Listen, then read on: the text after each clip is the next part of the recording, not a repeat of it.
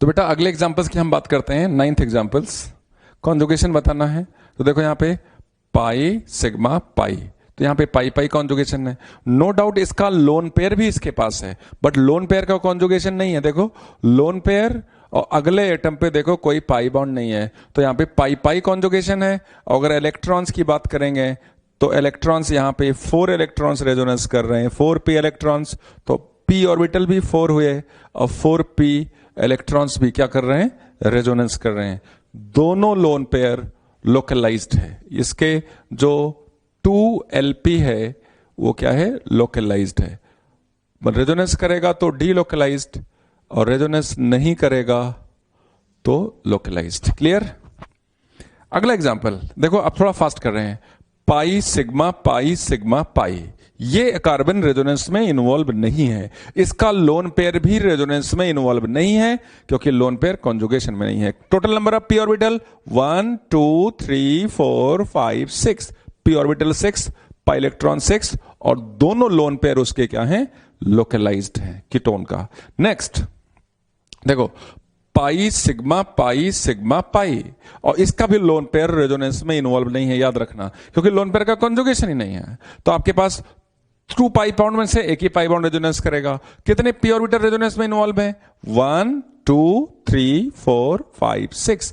इसका तो hybridisation sp3 है, और sp3 है तो p ऑर्बिटल होने का कोई मतलब नहीं होता। तो कितना आंसर आएगा, 6, और इसका 1lp जो है वो क्या है, लोकलाइज्ड है। मेरे ख्याल से क्लियर है बच्चों को। ये सारी चीजें सीखोगे तभी तो हम मैकेनिज्म कर पाएंगे, क्योंकि मैकेनिज्म में है क्या, रिएक्शंस में है क्या।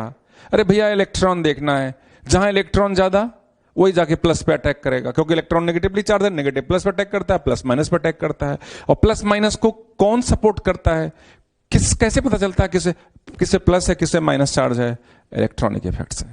तो ये सब जानना बहुत जरूरी है, और मेरे ख्याल से आप समझ रहे हो, कोई परेशानी नहीं आनी चाहिए, है ना। यहां पे 1 2 3 4 5 6 कॉन्जुगेशन है, पाई सिग्मा पे। Next question.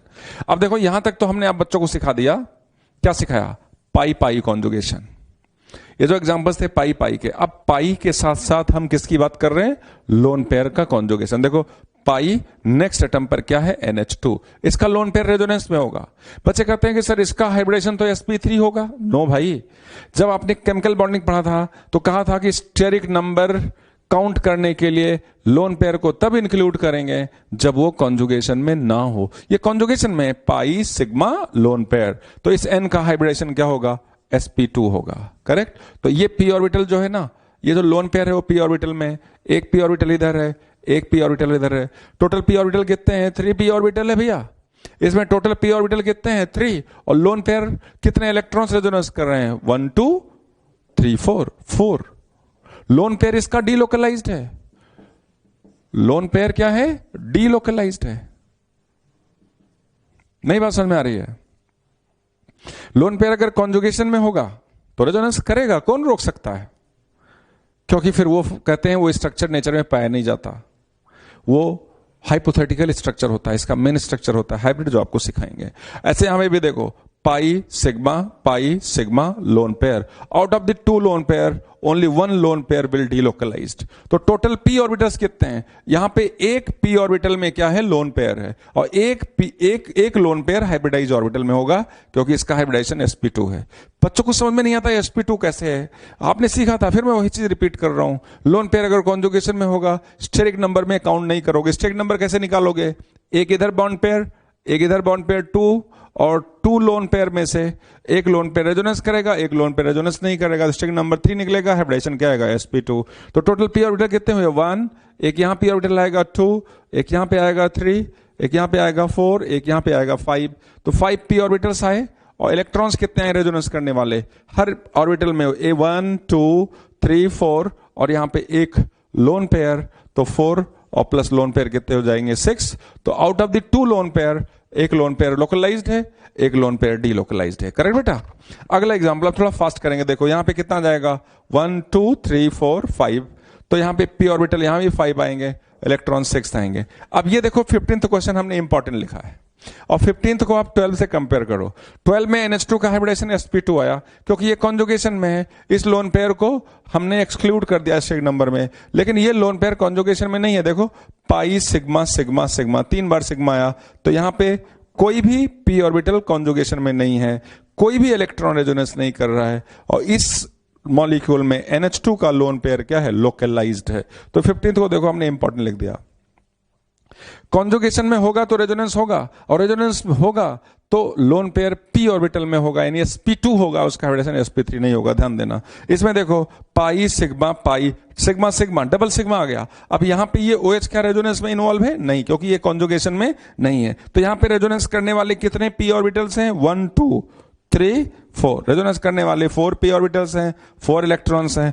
OH का लोन पेयर रेजोनेंस नहीं कर रहा है, OH का लोन पेयर रेजोनेंस नहीं कर रहा, अल्कोहल में रेजोनेंस नहीं होता। बेंजीन में फ्लोरीन लगा दिया, बेंजीन में 6 इधर आ जाएगा, और यहां पे out of the 3 lone pair एक लोन पेयर रेजोनेंस करेगा, तो 6 p ऑर्बिटल कितने हुए? 6। एक तो बाहर फ्लोरीन का है, और 6 कहां मिले? बेंजीन के रिंग के मिले। 6 + 1 कितने हो गए p ऑर्बिटल्स? 7। फिर से मैं बताना चाहूंगा, बार बार बताना चाहूंगा, क्योंकि बच्चे नहीं समझ पाते।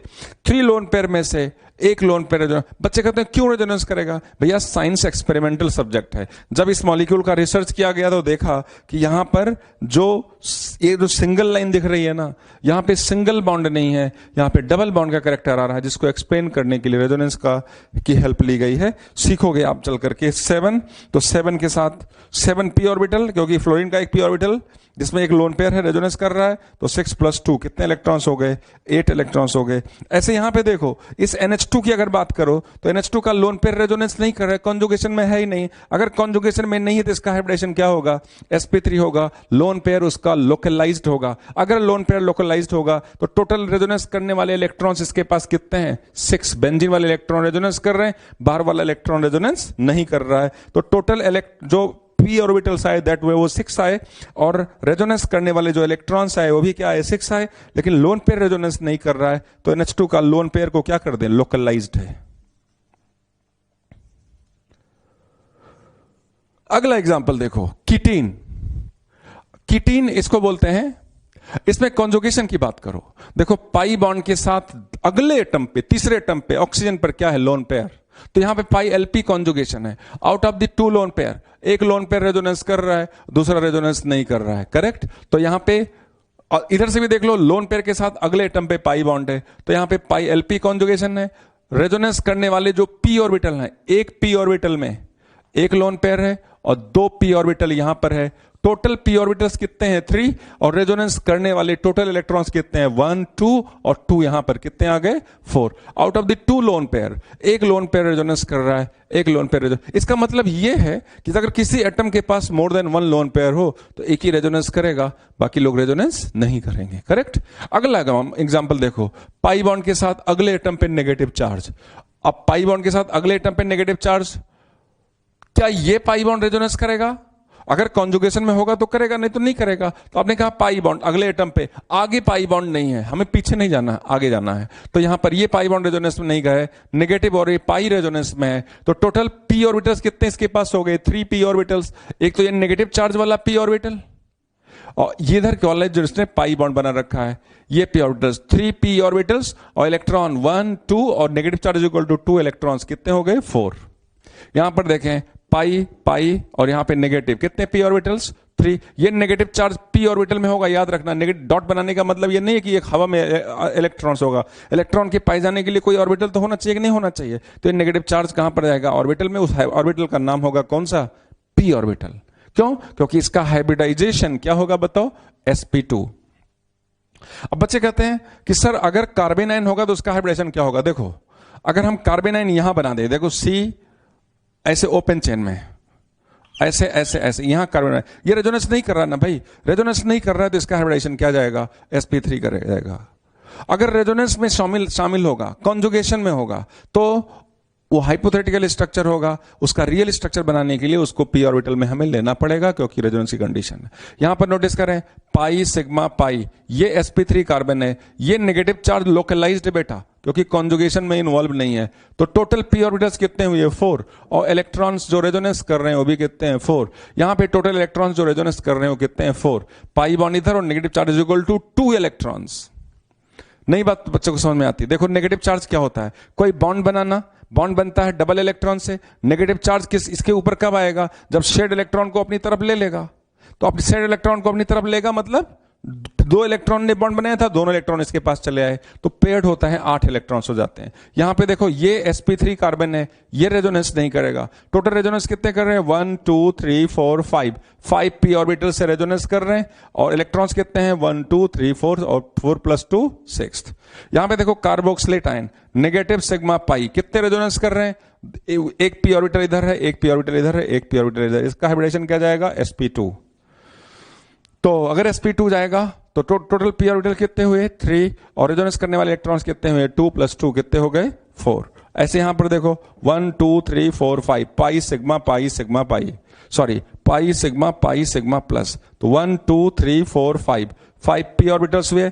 टोटल इलेक्ट्रॉन्स रेजोनेंस जो कर रहे हैं इसका ऑर्बिटल खाली है। पॉजिटिव चार्ज जब किसी के ऊपर आ जाता है ना तो इसका पी ऑर्बिटल खाली है। पॉजिटिव चार्ज आया कैसे, जो बॉन्ड बना था ना, तो शेयर्ड इलेक्ट्रॉन जिससे उसने बॉन्ड बनाया था वो शेयर्ड इलेक्ट्रॉन लेके भाग गया। तो मान लो यहां Cl लगा था तो Cl निकल गया, तो Cl माइनस के फॉर्म में निकलेगा तो इसके ऊपर क्या आएगा प्लस चार्ज आ जाएगा। एक बॉन्ड टूट गया, तो एक बॉन्ड टूट गया, यहां 3 बॉन्ड बचा है कार्बन के, 3 बॉन्ड का 3 2 जा 6 इलेक्ट्रॉन्स। तो यहां पे इसका ये ऑर्बिटल क्या है बेटा वैकेंट है। कार्बोकेटाइन का ऑर्बिटल जो होता है वो क्या होता है वैकेंट होता है। तो अब देखो कॉन्जुगेशन करने वाले जो पी ऑर्बिटल्स हैं 1 2 3 4 5 हो गए, लेकिन रेजोनेंस करने वाले इलेक्ट्रॉन 1 2 3 4, इसमें कोई इलेक्ट्रॉन नहीं है, तो इलेक्ट्रॉन्स कितना आएगा 4। ऐसे आगे की बात कर लो, यहां पे देखो फ्री रेडिकल है, अगर यहां फ्री रेडिकल है इसका भी हाइब्रिडेशन क्या आएगा, कॉन्जुगेशन में था इसका हाइब्रिडेशन क्या आएगा sp2 आएगा। तो टोटल पी ऑर्बिटल्स के पास कितने हैं 1 2 3। ये वाले दोनों कार्बन रेजोनेंस नहीं कर रहे हैं, तो पी ऑर्बिटल कितने आ गए 3, और इलेक्ट्रॉन्स जो रेजोनेंस कर रहे हैं वो कितने आ गए 1 2 3 इलेक्ट्रॉन्स रेजोनेंस कर रहे हैं। इसे कहते हैं पाई फ्री रेडिकल कॉन्जुगेशन। ऐसे यहां पे नोटिस कर सकते हैं 1 2 पाई सिग्मा, इधर से कॉन्जुगेशन नहीं है क्योंकि यहां पर हाइब्रिडेशन क्या चलाएगा sp3 चलाएगा। इधर से पाई सिग्मा फ्री रेडिकल, कितने पी ऑर्बिटल है 1 2 3 4 5 पी ऑर्बिटल्स है, और रेजोनेंस करने वाले इलेक्ट्रॉन्स कितने हुए 1 2 3 4 5 इलेक्ट्रॉन्स भी आए। फिर उसके बाद यहां पे देखें पाई वैकेंट ऑर्बिटल कॉन्जुगेशन। आप बच्चों को पता है कि पी ऑर्बिटल बी बोरॉन का क्या होता है वैकेंट होता है, ये पी ऑर्बिटल क्या होता है बेटा वैकेंट होता है। तो इसमें टोटल पी ऑर्बिटल्स जो रेजोनेंस में इन्वॉल्व है वो कितने हैं 3, और रेजोनेंस करने वाले इलेक्ट्रॉन्स कितने, इसके पास ऑर्बिटल खाली है 1 2। करेक्ट। अगले क्वेश्चन की बात करें, ये देखो बैक बॉन्डिंग, यहां पे भी बैक बॉन्डिंग रेजोनेंस, यहां भी back bonding is also resonance. Phosphorus का ऑर्बिटल खाली है और negative charge back bonding back कर लेगा, तो यहां पे कितने ऑर्बिटल्स हैं जो रेजोनेंस कर रहे हैं 1 2, और कितने इलेक्ट्रॉन्स रेजोनेंस कर रहे हैं 2। वो कौन से दोनों इलेक्ट्रॉन है, इस कार्बन का नेगेटिव चार्ज, फास्फोरस तो सिर्फ ऑर्बिटल प्रोवाइड कर रहा है। लास्ट एग्जांपल है, इसके पास वैकेंट ऑर्बिटल है, कार्बोकेटाइन का ये ऑर्बिटल वैकेंट है, तो ये लोन पेयर इधर चला जाएगा। यानी वैकेंट ऑर्बिटल के बगल में कोई भी एटम हो जिसके पास नेगेटिव हो, लोन पेयर हो, या क्या कहते हैं हाँ नेगेटिव या लोन पेयर हो, तो अपना इलेक्ट्रॉन क्या करता है वैकेंट की तरफ दे देता है। तो यहां पे ऑर्बिटल जो रेजोनेंस में इन्वॉल्व है वो कितने हैं 2, और जो इलेक्ट्रॉन्स इन्वॉल्व है वो भी कितने हैं 2। इतने सारे एग्जांपल्स 30 एग्जांपल्स मैंने बच्चों को दिया। आई एम श्योर कि आपको जरूर पता चल गया होगा कि कहां पे रेजोनेंस होगा, और रेजोनेंस करने वाले पी ऑर्बिटल्स कितने हैं, एज वेल एज कितने इलेक्ट्रॉन्स रेजोनेंस कर रहे हैं। तो बेटा कंटिन्यू करते हैं रेजोनेंस को। हमने आपको लास्ट क्लास में ये बता दिया था कि रेजोनेंस करने की कंडीशंस क्या होती है, ठीक है। आज हम आप बच्चों को सिखाएंगे कि रेजोनेटिंग स्ट्रक्चर्स जो कि हाइपोथेटिकल होते हैं, उसको हाइपोथेटिकल लिविस स्ट्रक्चर्स होते हैं, उसको हम लोग कैसे ड्रॉ करेंगे। तो लिविस स्ट्रक्चर बनाना बच्चों को आता है, बट एक टेक्निक है, उस टेक्निक से अगर हम ड्रॉ करेंगे तो हमेशा अच्छा रेजोनेटिंग स्ट्रक्चर बनेगा। देखो आप बच्चों को पता है जब कि इलेक्ट्रॉन्स का जो मूवमेंट होता है ना, किसी चीज का भी जो मूवमेंट होता है हाई डेंसिटी से किधर होता है, लोअर की तरफ होता है। सेम वैसे ही आप बच्चों को जब भी रेजोनेटिंग स्ट्रक्चर ड्रॉ करना होगा तो पाई इलेक्ट्रॉनों को क्या करना है, फ्लो कराना है। तो पाई इलेक्ट्रॉनों को फ्लो कराना है, तो फ्लो कराने की प्रोसेस पता है क्या होनी चाहिए, हाई इलेक्ट्रॉन डेंसिटी से लोअर की तरफ इलेक्ट्रॉन का क्या होना चाहिए, फ्लो होना चाहिए। तो देखो मैंने हेडिंग डाल रखा है ड्राइंग रेजोनेटिंग स्ट्रक्चर्स, जो क्या होते हैं, हाइपोथेटिकल लेविस स्ट्रक्चर्स। तो इसका जो रूल होना चाहिए, रूल डिफरेंट रेजोनेटिंग स्ट्रक्चर बनाने का, electron flow from higher electron density to lower electron density, एकदम करेक्ट लेविस स्ट्रक्चर आपका बनेगा। तो देखो कैसे हाई इलेक्ट्रॉन डेंसिटी का मतलब, मान लीजिए कहीं नेगेटिव चार्ज हो या लोन पेयर हो और ये दोनों पाई बॉन्ड के साथ कॉन्जुगेशन में हो, तो नेगेटिव और लोन पेयर का जो फ्लो है ना वो पाई बॉन्ड की तरफ करा देना, या पाई बॉन्ड अगर कॉन्जुगेशन में पॉजिटिव चार्ज के साथ है तो पाई बॉन्ड का इलेक्ट्रॉन फ्लो किसके साथ करा देना, पॉजिटिव के साथ करा देना। सिमिलरली अगर नेगेटिव और लोन पेयर डायरेक्टली कॉन्जुगेशन में हो, कॉन्जुगेशन का मतलब मैंने आपको बताया था जस्ट नेक्स्ट एटम पे, जैसे मान लीजिए एक एटम पे नेगेटिव और लोन पेयर है ना, जस्ट अगले वाले एटम पर पॉजिटिव चार्ज है या वैकेंट ऑर्बिटल है, तो हाई इलेक्ट्रॉन डेंसिटी से लोअर की तरफ आपने इलेक्ट्रॉन फ्लो कर देना है। ठीक है, तो ये तो मैंने कुछ टेक्निक बताई कैसे हम डिफरेंट रेजोनेटिंग स्ट्रक्चर्स ड्रॉ करने वाले हैं। साथ साथ हम बच्चों को ये भी बताना चाहेंगे यार रेजोनेटिंग स्ट्रक्चर की बेटा स्टेबिलिटी कैसे निकालेंगे, क्यों, क्योंकि स्टेबिलिटी के बेसिस पर ही हाइब्रिड में रेजोनेटिंग स्ट्रक्चर्स का कंट्रीब्यूशन होगा और उसके बेसिस पे वो अपना कैरेक्टर शो करेगा। फिर धीरे धीरे हम लोग बहुत सारे एटलीस्ट 30 एग्जाम्पल्स के साथ रेजोनेटिंग स्ट्रक्चर ड्रॉ करना सिखाएंगे और उसकी स्टेबिलिटी के बारे में बताएंगे। तो 7th पॉइंट मैं यहां डाल रहा हूं, 7th point, determining stability of RS, stability of RS. तो सीक्वेंस जो मैं सिखा रहा हूं उस सीक्वेंस से आपको क्या करना है, डिफरेंट मॉलिक्यूल की स्टेबिलिटी, डिफरेंट रेजोनेटिंग स्ट्रक्चर की स्टेबिलिटी के बारे में बात करनी है। सीक्वेंस शुड बी, सबसे पहली चीज स्टेबिलिटी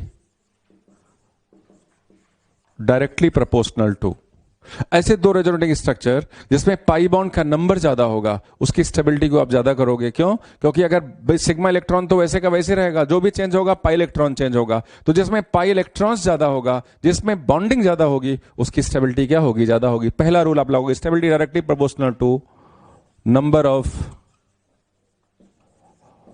पाई बॉन्ड्स। पहली चीज आपने पाई बॉन्ड को देखना है। अब मान लो पाई बॉन्ड की स्टोरी, दो स्ट्रक्चर है, दोनों में पाई बॉन्ड इक्वल है, तब क्या देखना है, तो देखना है कि कौन सा चार्ज है कौन सा अनचार्ज है। डायरेक्टली प्रोपोर्शनल टू चार्ज की स्टेबिलिटी ज्यादा कर देना, अनचार्ज की स्टेबिलिटी कम कर देना। दूसरा एग्जांपल चार्ज और अनचार्ज। पहला जो रूल लगाओगे नंबर ऑफ पाई इलेक्ट्रॉन, तीसरा रूल जो लगाओगे चार्ज और अनचार्ज के बाद जो तीसरे स्टेप पे अटेम्प्ट पे आप सोचोगे चार्ज का डिस्ट्रीब्यूशन। नेगेटिव चार्ज अगर मोर इलेक्ट्रोनेगेटिव एटम पे होगा ना तो स्टेबिलिटी को ज्यादा कर देना, और पॉजिटिव चार्ज और लेस इलेक्ट्रोनेगेटिव एटम पे होगा तब स्टेबिलिटी को ज्यादा कर देना। Stability directly proportional to if negative charge is on more electronegative atom and positive charge is on less electronegative atom। अगले स्टेप पे हमें ये सीक्वेंस पे जाना है। अगले नेक्स्ट स्टेप में इससे भी हमें स्टेबिलिटी हम डिसाइड नहीं कर पा रहे हैं, तब क्या करना है, तब देखना है कि अपोजिट चार्ज जितना पास पास होगा उतनी स्टेबिलिटी ज्यादा होगी, और लाइक चार्ज जितना दूर दूर होगा उतनी स्टेबिलिटी ज्यादा होगी। क्योंकि अपोजिट चार्ज जब पास पास होगा ना तो अट्रैक्शन होगा, अट्रैक्शन होगा तो एनर्जी रिलीज होगी, एनर्जी रिलीज होगी तो स्टेबिलिटी क्या होगी, ज्यादा होगी। Stability directly proportional to minimum distance between unlike charge and maximum distance between like charge. तो इतने रूल से हम रेजोनेटिंग स्ट्रक्चर की क्या बात करने वाले हैं, स्टेबिलिटी बात करने जा रहे हैं। 99% प्रॉब्लम इसी सारे रूल से, इसी सीक्वेंस से अगर हम क्वेश्चन को सॉल्व करेंगे तो हम सॉल्व कर लेंगे, जो कि अभी मैं आपको बताने वाला हूं। तो बेटा एग्जाम्पल नंबर 1 की बात करते हैं। एग्जाम्पल 1, ओजोन लेते हैं। मैंने पहली क्लास में बताया था कि ओजोन से, और ओजोन, NO2 और बेंजीन से, 3 मॉलिक्यूल से हमने आप बच्चों को रेजोनेंस का कॉन्सेप्ट बताया था, कैसे रेजोनेंस का कॉन्सेप्ट आया। अब ओजोन के रेस्पेक्ट में हम रेजोनेटिक स्ट्रक्चर बना रहे हैं। इसका एक लेविस डॉट स्ट्रक्चर बनाओ। ये देखो, आपने ऐसे बनाया होगा, डबल बॉन्ड हो, और यहां आपने कोऑर्डिनेट बॉन्ड बना दिया था। कोऑर्डिनेट बॉन्ड बनाओ या प्लस माइनस बनाओ, बात क्या है, बराबर है। अब देखो ये लेविस स्ट्रक्चर क्या है, ये वैलिड स्ट्रक्चर नहीं है, तो इससे हम क्या करें, एक दूसरे लेविस स्ट्रक्चर के बारे में बताएं। तो अगर हम कोऑर्डिनेट बॉन्ड इधर बना सकते थे तो कोऑर्डिनेट बॉन्ड इधर ही तो बना सकते थे। ऐसे भी देखो हम कोऑर्डिनेट बॉन्ड इधर ही बना सकते हैं, O, और यहां पर O आया, O यहां पे नेगेटिव, यहां पे पॉजिटिव, और यहां पर पाई बॉन्ड। तो रेजोनेटिक स्ट्रक्चर ड्रॉ करो। मैंने बताया था हाई इलेक्ट्रॉन डेंसिटी से लोअर इलेक्ट्रॉन डेंसिटी की तरफ। तो ये नेगेटिव चार्ज को इधर ट्रांसफर करो, और मेक श्योर कि वैलेंसी का, एटम की वैलेंसी का वायलेशन ना हो, कि जो जितने बॉन्ड बनाता है उतने ही बॉन्ड बनाएगा, करेक्ट। तो नेगेटिव चार्ज को इधर किया तो ये पाई इलेक्ट्रॉन को इधर कर दिया। देखो ये नेगेटिव चार्ज इधर आ गया, और यहां पर पाई बॉन्ड आ गया, यहां पर प्लस चार्ज आया। रिवर्स किया, इसको इधर कर दिया, इसको इधर कर दिया। 2RS मिले, दोनों की स्टेबिलिटी क्या होगी बताओ, बराबर होगी। तो अगर दोनों की स्टेबिलिटी बराबर होगी तो हाइब्रिड में दोनों का कंट्रीब्यूशन क्या होगा, इक्वल होगा। एटम्स अपनी प्लेस पर होंगे, ये देख लो, एटम्स अपनी प्लेस पर होंगे, है ना, क्योंकि सिग्मा बॉन्ड से वो कनेक्टेड है। देखो सिग्मा बॉन्ड से वो कनेक्टेड है, करेक्ट। बस जो ये यहां, ये जो पाई इलेक्ट्रॉन्स है, इसका डिस्ट्रीब्यूशन तीनों एटम पर इक्वली होगा। अब चार्ज का डिस्ट्रीब्यूशन करो, दोनों रेजोनेटिक स्ट्रक्चर में प्लस प्लस, देखो सेंटर वाले ऑक्सीजन पर प्लस कर दिया, बट नेगेटिव चार्ज दोनों ऑक्सीजन पर, इस पर भी और इस पर भी क्या है, डीलोकलाइज्ड है। दोनों की स्टेबिलिटी बराबर है, तो हाफ हाफ डिस्ट्रीब्यूट कर दो। यहां पर डेल माइनस आएगा और यहां भी क्या आएगा, डेल माइनस आएगा। तो this is the resonance hybrid of ozone. इसी स्ट्रक्चर को एक्सप्लेन करने के लिए ये बहुत सारे हाइपोथेटिकल स्ट्रक्चर बनाए गए। याद रखना, ये दोनों स्ट्रक्चर नेचर में नहीं पाए जाते। एग्जांपल नंबर 2, एग्जांपल नंबर 2 में मैं आपको नाइट्रो से सिखाना चाहूंगा। देखो नाइट्रो की स्टोरी क्या है। ये रेजोनेटिक, ये हम लोग स्ट्रक्चर कौन सा वाला बनाते हैं, लिविस स्ट्रक्चर बनाते हैं, आप बच्चों ने बनाया है। लेकिन ये वैलिड स्ट्रक्चर नेचर का है ही नहीं, क्योंकि यहां पे 2 अलग अलग तरह की बॉन्ड है। जबकि अगर एक्सपेरिमेंट करते हैं तो देखते हैं कि NO बॉन्ड लेंथ इक्वल है। हाँ, तो यहां एक यहां स्टेटमेंट लिख सकते हैं कि ओजोन में OO bond length equal, OO bond lengths are equal. इसकी बात करें तो अगर हम इधर बना सकते हैं कोऑर्डिनेट बॉन्ड, तो ऊपर भी तो बना सकते हैं। तो इसको रिप्रेजेंट करने का तरीका क्या है, देखो R आ गया, N आ गया, यहां पर ये कोऑर्डिनेट बॉन्ड बना दिया, डबल बॉन्ड O कर दिया। दोनों की स्टेबिलिटी क्या होगी, इक्वल होगी। अब देखो अगर कोऑर्डिनेट बॉन्ड हटा दें तो प्लस और माइनस बनाएंगे कि नहीं बनाएंगे, तो माइनस से इलेक्ट्रॉन इधर जाएगा और पाई बॉन्ड ऊपर चला जाएगा। माइनस वाला इलेक्ट्रॉन किधर धक्का मारेगा, प्लस की तरफ। यानी इसको अगर हम ऐसे ड्रॉ करें, देखो बेटा RN डबल बॉन्ड O, अगर हम कोऑर्डिनेट बॉन्ड का साइन हटाएं तो प्लस माइनस बनाना पड़ेगा कि नहीं बनाना पड़ेगा, और प्लस माइनस बनाना पड़ेगा। तो मैंने क्या सिखाया, इलेक्ट्रॉन का फ्लो माइनस से पाई की तरफ, कॉन्जुगेशन में है तो ये माइनस चार्ज इधर किया, और जैसे ये माइनस चार्ज इधर किया, इस पाई इलेक्ट्रॉन को उठा के कहां कर दिया, O पर कर दिया। क्योंकि नाइट्रोजन की मैक्सिमम कोवैलेंसी कितनी है, 4 है, 5 बनाना नहीं है। मैक्सिमम कोवैलेंसी जब 4 आएगी तो नाइट्रोजन में प्लस चार्ज आएगा। नॉर्मल कोवैलेंसी नाइट्रोजन की 3 है, जैसे अमोनिया, और जब NH4 प्लस बन जाता है तो N के ऊपर कौन सा चार्ज आता है, प्लस चार्ज आता है। तो इस तरीके से हमने इधर कर दिया। देखो अब इधर क्या मिल गया, RN O पर माइनस और double bond O, centre atom पे प्लस चार्ज। तो दोनों की स्टेबिलिटी देखो इक्वल है। अगर दोनों की स्टेबिलिटी इक्वल है तो जब बेटा हम हाइब्रिड बनाएंगे तो NO बॉन्ड लेंथ क्या होगी बताओ, इक्वल होगी। सेंट्रल नाइट्रोजन पे प्लस चार्ज आएगा, पाई बॉन्ड इस तरह से डिस्ट्रीब्यूटेड है, और negative charge, single negative charge दोनों ऑक्सीजन पर इक्वली क्या है, स्कैटर्ड है। तो इसके लिए कॉन्सेप्ट फिर क्या बनाऊं, क्या नाइट्रो में NO की बॉन्ड लेंथ इक्वल है। सब पूछा जाता है what is the true about nitro, it is resonance stabilised, and resonance stabilised, तो what will be the result, NO bond length will be equal.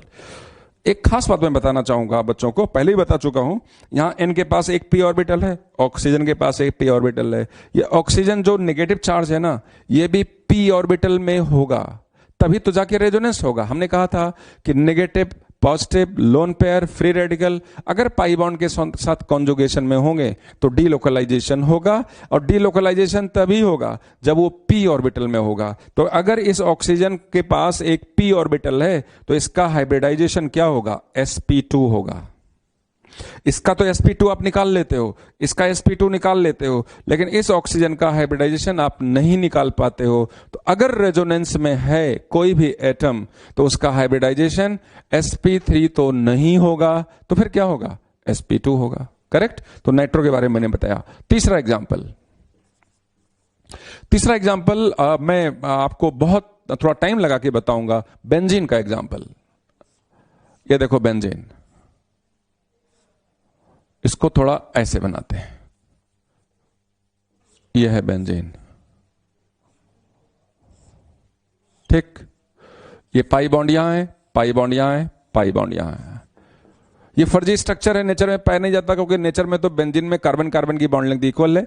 तो यहां पे पाई इलेक्ट्रॉन डेंसिटी तो हर तरफ इक्वल है, तो फिर क्या करें? तो चाहे इधर डीलोकलाइज करो, उधर डीलोकलाइज करो, बात बराबर है। ये पाई बॉन्ड इधर चला गया, ये पाई बॉन्ड इधर चला गया, ये पाई बॉन्ड इधर चला गया। अब अगला जो रेजोनेटिंग स्ट्रक्चर मिला, ये पाई बॉन्ड इधर आया, पाई बॉन्ड इधर आया, पाई बॉन्ड इधर आया। दोनों की स्टेबिलिटी क्या है बेटा? इक्वल है। दोनों की स्टेबिलिटी अगर इक्वल है तो हाइब्रिड में कंट्रीब्यूशन दोनों का क्या होगा? इक्वल होगा। अगर हाइब्रिड में कंट्रीब्यूशन इक्वल होगा तो सीसी बॉन्ड लेंथ क्या होगी? इक्वल होगी। तो बेंज ये रेजोनेंस हाइब्रिड है, रेजोनेंस हाइब्रिड में सीसी बॉन्ड्स आर इक्वल। तो आप बच्चों को ये वाला स्ट्रक्चर दिया जाएगा, अब पूछेंगे बताओ इसके लिए सच्चाई क्या है, तो आप हाइपोथेटिकल वाला स्ट्रक्चर की बात, हाइपोथेटिकल वाले स्ट्रक्चर की कैरेक्टर की बात क्यों करेंगे? आप हाइब्रिड के बारे में बात करेंगे जो नेचर में पाया जाता है। मैं इसका ऑर्बिटल डायग्राम बनाऊंगा, थोड़ा आप बच्चों को फील आएगा। देखो हर कार्बन के पास एक एक p ऑर्बिटल है, तो देखो ऐसे ऐसे एक एक p ऑर्बिटल मैंने बना दिया। ऐसे ही यहां पे भी 6p ऑर्बिटल है, और मजे की बात यह है बेटा कि हाइब्रिड में भी p ऑर्बिटल, ऑर्बिटल तो अपनी जगह ही होंगे, सिर्फ इलेक्ट्रॉन्स हर एटम के p ऑर्बिटल में जा रहे हैं। ये देखो इसका मैं हाइब्रिड बनाना चाहूं तो ये देखो हाइब्रिड बनाने के लिए क्या करूं कि ओवरलैपिंग कराओ ऊपर वाले ऑर्बिटल का ऊपर वाले ऑर्बिटल के साथ। देखो ऊपर वाला जो लोब था ऊपर को ऊपर के साथ कर दिया, और अगर मैं नीचे वाले की बात करूं, क्योंकि p ऑर्बिटल जब बनता है तो ओवरलैपिंग ऊपर भी होती है और नीचे भी होती है। ये देखो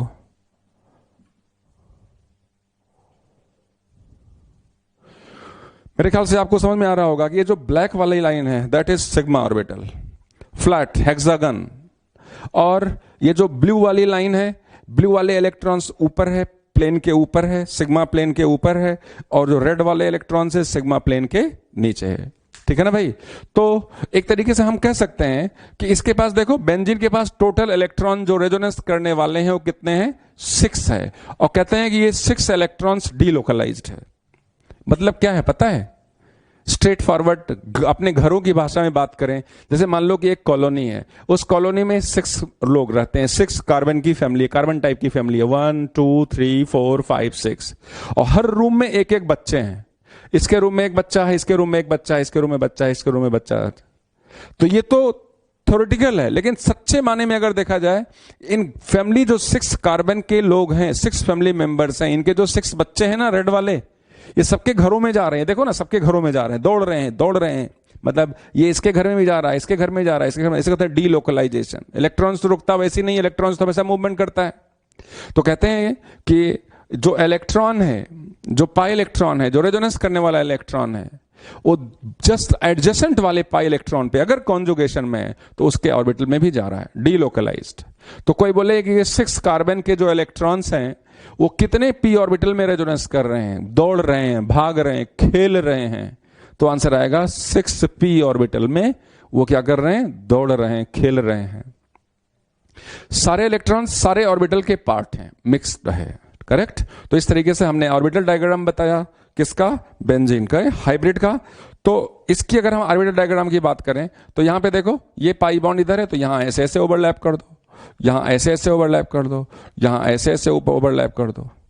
उसके बाद रेड वालों को ऐसे ओवरलैप कर दो, यहां पे ओवरलैप कर दो। ये सॉरी यहां पे ओवरलैप कर दो, यहां पे ओवरलैप कर दो, यहां पे ओवरलैप कर, काम हो गया।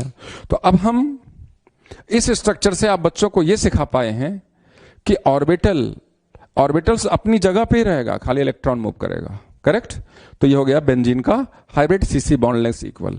उसी तरह से ओजोन के बारे में अगर देखो तो ओजोन के पास देखो एक पी ऑर्बिटल यहां है, एक पी ऑर्बिटल यहां है और एक पी ऑर्बिटल यहां है जिसमें नेगेटिव चार्ज है। ऐसे यहां पर अगर मैं हाइब्रिड बनाऊं तो ये पी ऑर्बिटल, ये पी ऑर्बिटल और ये पी ऑर्बिटल, इलेक्ट्रॉन पूरे हर जगह 3 पी ऑर्बिटल्स में इलेक्ट्रॉन क्या कर रहा है? दौड़ रहा है। कितने इलेक्ट्रॉन रेजोनेंस कर रहे हैं? 2 इलेक्ट्रॉन तो इधर वाले हो गए बेटा, और negative charge is equal to 2 electron, 2 + 2 कितने इलेक्ट्रॉन्स हो गए? 4। मैंने आपको सिखाया था। ठीक है बेटा। अब नेक्स्ट स्ट्रक्चर की बात करते हैं, स्ट्रक्चर नंबर 4। यह भी बेंजीन से ही रिलेटेड है, ब्यूटाडाइन। ये देखो ब्यूटाडाइन। ब्यूटाडाइन में हमने कहा था अभी बच्चों को कि इलेक्ट्रॉन का फ्लो हाई इलेक्ट्रॉन डेंसिटी से लोअर इलेक्ट्रॉन डेंसिटी की तरफ, बट बेंजीन में तो इलेक्ट्रॉन क्या है? यूनिफॉर्मली अटैच्ड है। क्यों? क्योंकि सबका हाइब्रिडेशन sp2 है, ना कहीं प्लस है ना कहीं माइनस है, वही स्टोरी इधर है। तो बेंजीन में अगर इलेक्ट्रॉन उधर जा सकता है तो इधर भी आ सकता है, अगर ऐसे में घुमा सकता हूं तो इधर भी घुमा सकता हूं। उसी तरह से यहां पे अगर पाई इलेक्ट्रॉन को इधर हम घुमा सकते हैं तो इधर से भी शुरुआत कर सकते हैं। तो दोनों स्टोरी को आगे बढ़ाते हैं। एक बार देखो इधर गया इलेक्ट्रॉन, अगर इलेक्ट्रॉन इधर गया यहां पर तो ये पाई इलेक्ट्रॉन इधर चला जाएगा। तो देखो यहां पर नेगेटिव आ गया और यहां पर क्या गया? पॉजिटिव आ गया।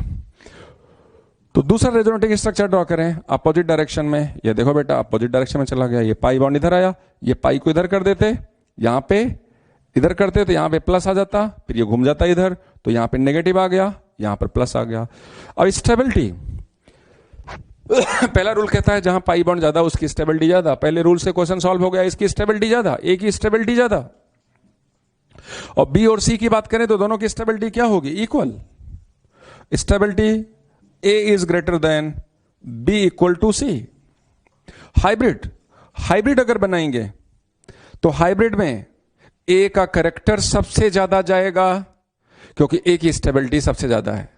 ध्यान से सुनना, पहले स्ट्रक्चर में दोनों की स्टेबिलिटी बराबर, तो हाइब्रिड में कंट्रीब्यूशन इक्वल, ऑक्सीजन की बॉन्ड लेंथ इक्वल, नाइट्रो में NO bond length equal, benzene में CC बॉन्ड्स आर इक्वल। क्यों? क्योंकि ये रेजोनेटिंग स्ट्रक्चर की स्टेबिलिटी क्या थी? इक्वल थी। लेकिन अगर हम ब्यूटाडाइन की बात करें तो ए की स्टेबिलिटी ज्यादा, तो ए का कैरेक्टर ज्यादा जाएगा। अगर ए का कैरेक्टर ज्यादा जाएगा तो ए में हम क्या नोटिस कर रहे हैं? टर्मिनल पर पाई बॉन्ड नोटिस कर रहे हैं और बीच में सिग्मा बॉन्ड नोटिस कर रहे हैं। तो टर्मिनल पर पाई बॉन्ड कैरेक्टर ज्यादा जाएगा और बीच में सिग्मा बॉन्ड कैरेक्टर जाएगा, बट 100% सिग्मा नहीं होगा। भैया ये दोनों लोग भी तो कहेंगे कि मेरा भी तो भाग पार्टिसिपेशन दो, मेरा भी तो कंट्रीब्यूशन दो। तो यहां पे पाई बॉन्ड है, यहां पे पाई बॉन्ड है, तो थोड़ा सा यहां पाई बॉन्ड कैरेक्टर भी आएगा। यहां सिग्मा है और यहां सिग्मा है तो थोड़ा सा किनारे पर भी क्या आएगा? सिग्मा भी आएगा। तो हम क्या कह सकते हैं? CC bonds are not equal. CC bonds are not equal. Butadiene में CC bonds are not equal. Net charge तो 0 ही रहेगा। क्यों? देखो ये न्यूट्रल है और जितना इसका कंट्रीब्यूशन है उतना इसका कंट्रीब्यूशन है। से फॉर 10% ये जा रहा है तो 10% ये जा रहा है तो 80% ये जा रहा है, तो 10% भी यहां प्लस है, इस किनारे 10 माइनस है, न्यूट्रल। यहां प्लस है, यहां माइनस है, न्यूट्रल। ओवरऑल मॉलिक्यूल न्यूट्रल है, पोलर नहीं है, नॉन पोलर है। लेकिन CC बॉन्ड्स इक्वल नहीं है। तो ब्यूटाडाइन में लॉन्गेस्ट बॉन्ड किसकी आएगी? इस बीच वाले की। ये जो बॉन्ड होगी ना बेटा, ये क्या होगी? बीच वाली बॉन्ड क्या होगी? लॉन्गेस्ट होगी, लॉन्गेस्ट बॉन्ड। और टर्मिनल बॉन्ड्स जो होगा, ये टर्मिनल बॉन्ड्स जो होगा वो शॉर्टर होगा और इक्वल होगा। तो मुझे लगता है कि आप बच्चों को समझ में आ रहा है धीरे धीरे। शुरू के 4-5 एग्जांपल्स अगर समझ लोगे ना तो हर क्वेश्चंस का, हर जो क्वेश्चन कराएंगे उसका प्रोसेस एक ही जैसे होगा। ठीक? तो हमने ब्यूटाडाइन तक किया। अगले एग्जाम्पल में तो बेटा एग्जाम्पल नंबर 5 के बारे में बात करें। एग्जाम्पल नंबर 5 में देखो ये एलीन का केस है, पाई और अगले एटम पे पाई। पहली बात तो ये पाई बॉन्ड लोकलाइज्ड है। क्यों ये पाई बॉन्ड लोकलाइज्ड है? क्योंकि ये पाई बॉन्ड कॉन्जुगेशन में नहीं है। तो एग्जाम्पल नंबर 4 जैसे किया था ब्यूटाडाइन का ना, वहां क्या था? पाई सिग्मा पाई था और यहां पाई पाई पाई आ गया। तो ये वाला पाई बॉन्ड को रेजोनेंस नहीं कराना है, सेम वही स्टोरी फॉलो करना है। देखो इलेक्ट्रोनेगेटिविटी का डिफरेंस, ये देखो ये इलेक्ट्रॉन इधर गया, यहां पर क्या आया? यहां पर नेगेटिव आया, यहां पे प्लस आया। इस पाई बॉन्ड को उठा के आपने क्या कर दिया? यहां कर दिया, पाई बॉन्ड बन गया। तो देखो किनारे पर प्लस आ गया, CH2 plus C triple bond C और CH2 पर कौन सा चार्ज आया, माइनस चार्ज। अगर इलेक्ट्रॉन इधर जा सकता है तो इलेक्ट्रॉन इधर भी अपोजिट भी तो आ सकता है। ये देखो CH2 negative, C triple bond C, CH2 पर प्लस चार्ज। स्टेबिलिटी की बात करोगे तो स्टेबिलिटी A की ज्यादा, B इक्वल टू C। क्यों? क्योंकि B और C में नंबर ऑफ पाई बॉन्ड्स क्या है, कम है। B और C में इसको B मान लेते हैं और इसको क्या मान लेते हैं, C मान लेते हैं, इसको A मान लेते हैं, करेक्ट। तो इसका हाइब्रिड की बारे में बात करें तो हाइब्रिड में देखोगे स्केलेटन को चेंज मत करना भाई, स्केलेटन को चेंज करने का कोई मतलब नहीं, क्योंकि पाई इलेक्ट्रॉन यहां डिस्ट्रीब्यूटेड होता है। देखो यहां पर तो बीच वाले में अगर हम इसको नंबरिंग कर दे 1 2 3 4, 4 एटम में 2 और 3 की बॉन्ड लेंथ शॉर्टेस्ट होगी, क्योंकि वहां पे पार्शियल ट्रिपल बॉन्ड कैरेक्टर आ रहा है। और टर्मिनल की बॉन्ड लेंथ देखोगे तो लॉन्गर होगी और इक्वल होगी। मेरे ख्याल से एग्री कर रहे होगे आप। तो इसका कौन सा स्ट्रक्चर हो गया, हाइब्रिड।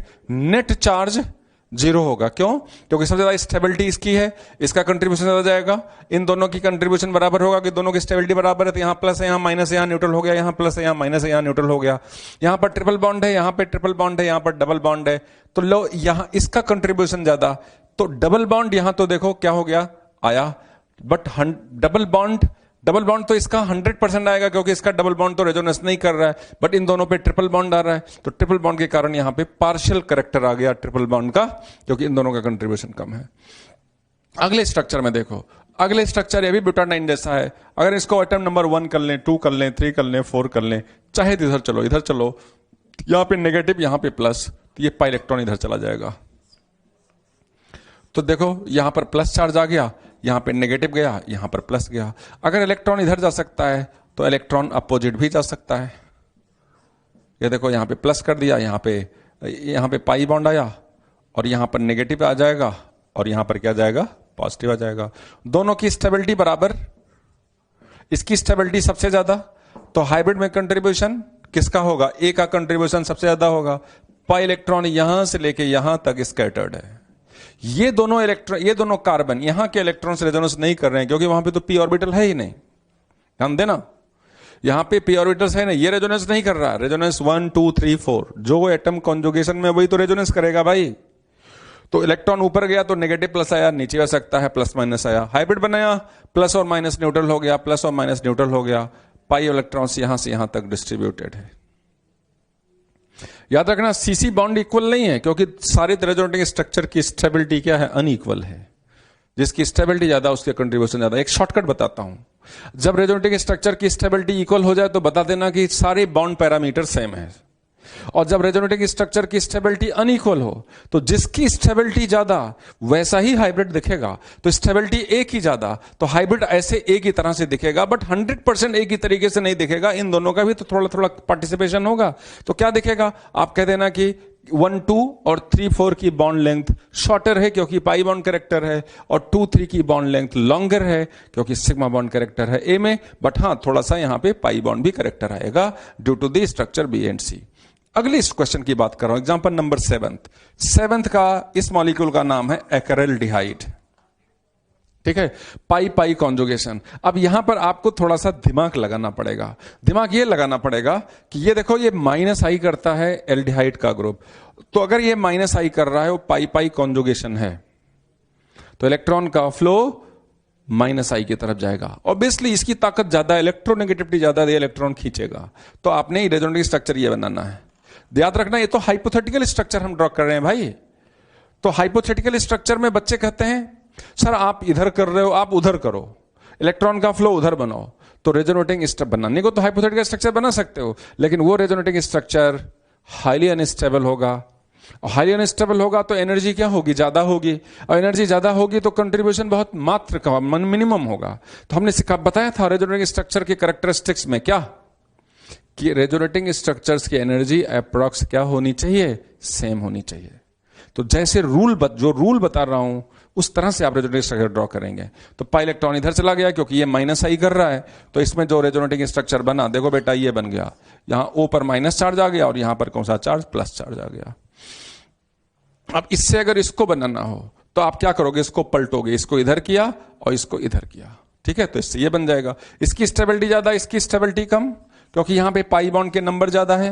ए और बी में स्टेबिलिटी किसकी ज्यादा, stability A is greater than B, तो हाइब्रिड बनाने के लिए आप क्या करोगे? स्केलेटन तो वैसे बना दिया, यहां पर O है, पाई बॉन्ड इतना दूर में फैला दिया, 1 2 3 4 1 2 3 फैला दिया। अब देखो चार्ज को डिस्ट्रीब्यूट करो। अब यहां पे स्टेबिलिटी बी की कम है लेकिन बी चार्ज है और ए तो अनचार्ज है, तो ए तो कहता है कि मेरे कारण तो अनचार्ज जाएगा, लेकिन बी कहता है नहीं भैया 10% तो मेरा लो चार्ज जाएगा। तो 10% इसके कारण अगर मैं चार्ज बनाऊं तो इस किनारे प्लस आएगा और इस किनारे क्या आएगा? माइनस आएगा। This is the resonance hybrid of this molecule. आप देखोगे ऊपर तो देखो हमने न्यूट्रल बनाया, ये देखो न्यूट्रल बनाया, हाइब्रिड की नहीं बनाया। क्यों न्यूट्रल बनाया हाइब्रिड? क्योंकि ये जो चार्ज दोनों स्ट्रक्चर थे इनकी स्टेबिलिटी इक्वल थी, तो हाइब्रिड में कंट्रीब्यूशन उनका क्या जाएगा? इक्वल। से फॉर 10% 10% ये गया, 10% ये गया, तो यहां प्लस है यहां माइनस है, न्यूट्रल हो गया, यहां प्लस है माइनस है, न्यूट्रल हो गया। लेकिन इन दोनों स्ट्रक्चर्स में वो तो अनचार्ज है और ये क्या है? चार्ज है। तो जो कंट्रीब्यूशन जो चार्ज आएगा उसके कारण कुछ तो डालोगे, 10%, 5% 10% कुछ तो डालोगे, तो यहां पार्शियल प्लस आएगा। तो ये मॉलिक्यूल पोलर है भाई। ये तो देखो नॉन पोलर था, इसका हाइब्रिड नॉन पोलर था क्योंकि प्लस माइनस आया ही नहीं। लेकिन ये जो मॉलिक्यूल है इसका कॉमन नेम है एक्रेल्डिहाइड। आई एम सॉरी, हाँ एक्रेल्डिहाइड, इसका कॉमन नेम है एक्रेल्डिहाइड, ACRYLDEHYDE, एक्रेल्डिहाइड। एक्रेल्डिहाइड का जो हाइब्रिड होता है वो पोलर होता है। ओलंपियाड में एक बार क्वेश्चन पूछा गया कि what will be the resonance hybrid of this molecule, acraldehyde. अगला मॉलिक्यूल एकदम एक्रेल्डिहाइड जैसा, हमने कीटोन लगा दिया। देखो यहां पे कीटोन लगा दिया। अभी थोड़ी देर पहले मैंने बताया कि कीटोन जब माइनस आई हो रहा हो तो इलेक्ट्रॉन का फ्लो किधर कराओगे? माइनस आई की तरफ कराओगे। पाई पाई कॉन्जुगेशन, माइनस आई कर रहा है, तो देखो ये पाई इलेक्ट्रॉन ऊपर चला गया। जैसे यहां पे प्लस माइनस आया, ये पाई इलेक्ट्रॉन घूम करके इधर चला गया। तो अब इसका जब हाइब्रिड बनाओगे, ये देखो यहां O पर कौन सा चार्ज आया? Minus charge. यहां पर पाई बॉन्ड और यहां पर कौन सा चार्ज? Plus charge. हाइब्रिड बना देना, इसका भी हाइब्रिड पोलर होगा क्योंकि प्लस माइनस आएगा। इसका हाइब्रिड देखो थोड़ा छोटा बना दिया मैंने, ऐसे बनाया, ये O आया, पाई इलेक्ट्रॉन ऐसे डिस्ट्रीब्यूटेड है और इस कार्बन पर प्लस चार्ज है, इस कार्बन पर माइनस चार्ज है। इसका भी हाइब्रिड क्या है बेटा? पोलर है। Similarly 9th question. अब तो मेरे ख्याल से प्रैक्टिस आप बच्चों की हो रही होगी। रिंग बना दिया, पाई बॉन्ड ऊपर कर दिया, ये पाई बॉन्ड को इधर कर दिया। अब थोड़ा मैं फास्ट कर सकता हूं, मुझे लग रहा है कि आप बच्चे समझ रहे हो। O पर माइनस चार्ज आ गया, यहां पाई बॉन्ड आ गया, यहां पे प्लस चार्ज। देखो ये पाई बॉन्ड ऊपर किया, यहां पे प्लस चार्ज आया, तो ये पाई बॉन्ड उठा के इधर कर दिया। अब ये हाइब्रिड स्ट्रक्चर इसको जब बनाओगे तो हाइब्रिड स्ट्रक्चर में A की स्टेबिलिटी ज्यादा, B की स्टेबिलिटी कम है, तो अब हाइब्रिड स्ट्रक्चर A के कारण न्यूट्रल, लेकिन B के कारण क्या आएगा? पॉजिटिव आएगा। तो यहां पे पार्शियल प्लस बनाया और यहां पे पार्शियल माइनस बनाया। ठीक है बेटा, तो ये भी कंपाउंड पोलर हो गया। अब देखो नई चीज आ गई। अभी तक मैंने बताया था आप बच्चों को कि मोर इलेक्ट्रोनेगेटिव एटम की तरफ क्या होगा? इलेक्ट्रॉन का फ्लो होगा। अगला एग्जांपल देखो, इंपॉर्टेंट भी लिखो, सबका पैटर्न एक ही तरह से। बताओ पहले यहां पे कॉन्जुगेशन किसका है? तो आप कहोगे sir pi sigma lone pair. Pi और लोन पेयर का कॉन्जुगेशन है। तो क्या मैंने बताया था कि इलेक्ट्रॉन का फ्लो मोर इलेक्ट्रॉन डेंसिटी से लोअर की तरफ, तो लोन पेयर का डीलोकलाइजेशन पाई की तरफ होगा। करेक्ट? तो लोन पेयर का डीलोकलाइजेशन हाई इलेक्ट्रॉन डेंसिटी से लोअर इलेक्ट्रॉन डेंसिटी की तरफ। ये देखो लोन पेयर को इधर कर दो, तो ये पाई बॉन्ड को इधर कर दो। तो यहां पर हमें जो स्ट्रक्चर मिला बेटा, NH2 के साथ प्लस और यहां पर minus charge. Stability pi bond दोनों में इक्वल है। दूसरा रूल कहता है कि अनचार्ज structure is more stable then the charge, तो इसकी स्टेबिलिटी ज्यादा। तो हाइब्रिड जब बनाओगे तो हाइब्रिड में देखो कितना शानदार चीज आप बच्चों को मिल रहा है। NH2, ये पाई इलेक्ट्रॉन यहां से यहां तक स्कैटर्ड है। इस नाइट्रोजन पर पार्शियल प्लस चार्ज है और इस कार्बन पर क्या है? पार्शियल माइनस चार्ज है। This is the real structure of this molecule. This is known as vinyl. इसे विनाइलिक पाई बॉन्ड बोलते हैं, विनाइल अमाइन। तो आप बच्चों से एग्जामिनर पूछ सकते हैं कि विनाइल अमाइन की सच्चाई क्या है? तो आप बोलोगे विनाइल अमाइन पोलर है, नाइट्रोजन पर प्लस चार्ज है और इस किनारे वाले पाई बॉन्ड पर नेगेटिव चार्ज है। ठीक है, बहुत इंपॉर्टेंट चीज बता रहा हूं। अगर कोई हाइब्रिडाइजेशन बाप बोले NH2 का क्या होगा? भैया sp3 नहीं होगा, क्योंकि sp3 होगा तो p ऑर्बिटल ही नहीं बचेगा, और p ऑर्बिटल नहीं बचेगा तो रेजोनेंस होने का कोई मतलब नहीं है। इस रियल स्ट्रक्चर जो नेचर में पाया जाता है उसकी प्रॉपर्टी को एक्सप्लेन नहीं कर पाएंगे। तो पहले देखा जाता है यार जो मॉलिक्यूल है ये नेचर में कैसा पाया जा रहा है। नेचर में देखा गया n और कार्बन के बीच में तो यहां सिंगल बॉन्ड नहीं है, यहां पार्शियल पाई बॉन्ड का कैरेक्टर है। तो उस प्रॉपर्टी को एक्सप्लेन करने के लिए बहुत सारे हाइपोथेटिकल लिविस स्ट्रक्चर्स के बारे में साइंटिस्ट लोगों ने सोचा। तो कोई बोले विनाइल अमाइन का कैरेक्टर क्या है, तो आप बोलोगे N और कार्बन के बीच में डबल बॉन्ड कैरेक्टर है। तो यहां पर क्या है विनाइल अमाइन के double bond character, double bond character between CN, double bond character है। करेक्ट। अगला एग्जांपल ये देखो, ये भी पाई सिग्मा और लोन पेयर। लोन पेयर देखो कॉन्जुगेशन में आ गया कि नहीं आ गया। तो अगर लोन पेयर कॉन्जुगेशन में आ गया तो इलेक्ट्रॉन का फ्लो लोन पेयर से पाई की तरफ, नेगेटिव से पाई की तरफ। देखो मैंने इस लोन पेयर को आगे बढ़ाया, तो ये लोन पेयर आगे कब बढ़ सकता है, जब ये पाई बॉन्ड इस कार्बन पर जाए। तो अब रेजोनेटिंग स्ट्रक्चर ड्रॉ किया, ये देखो O के साथ H आया, यहां प्लस चार्ज, यहां पे नेगेटिव चार्ज और यहां पे पाई बॉन्ड। अब इलेक्ट्रॉन एक और बनाया, एक और रेजोनेटिंग स्ट्रक्चर, ये नेगेटिव से फिर पाई बॉन्ड की तरफ। ये देखो इससे हम इधर ही बना सकते हैं, नेगेटिव से पाई की तरफ। अगर इसको इधर कर दें ये इधर चला जाएगा, फिर ये बन जाएगा। इसीलिए डबल बॉन्ड एरो बनाते हैं। इधर नेगेटिव चार्ज इधर आया, ये पाई बॉन्ड कहां चला गया बेटा, इधर चला गया। अब देखो यहां कैसे बन गया, OH positive charge, pi bond यहां पे नेगेटिव चार्ज। कितने रेजोनेटिंग स्ट्रक्चर बने, 3। चलो नंबरिंग करते हैं धीरे धीरे करते हुए। 1 atom, second atom, third atom, fourth atom, fifth atom.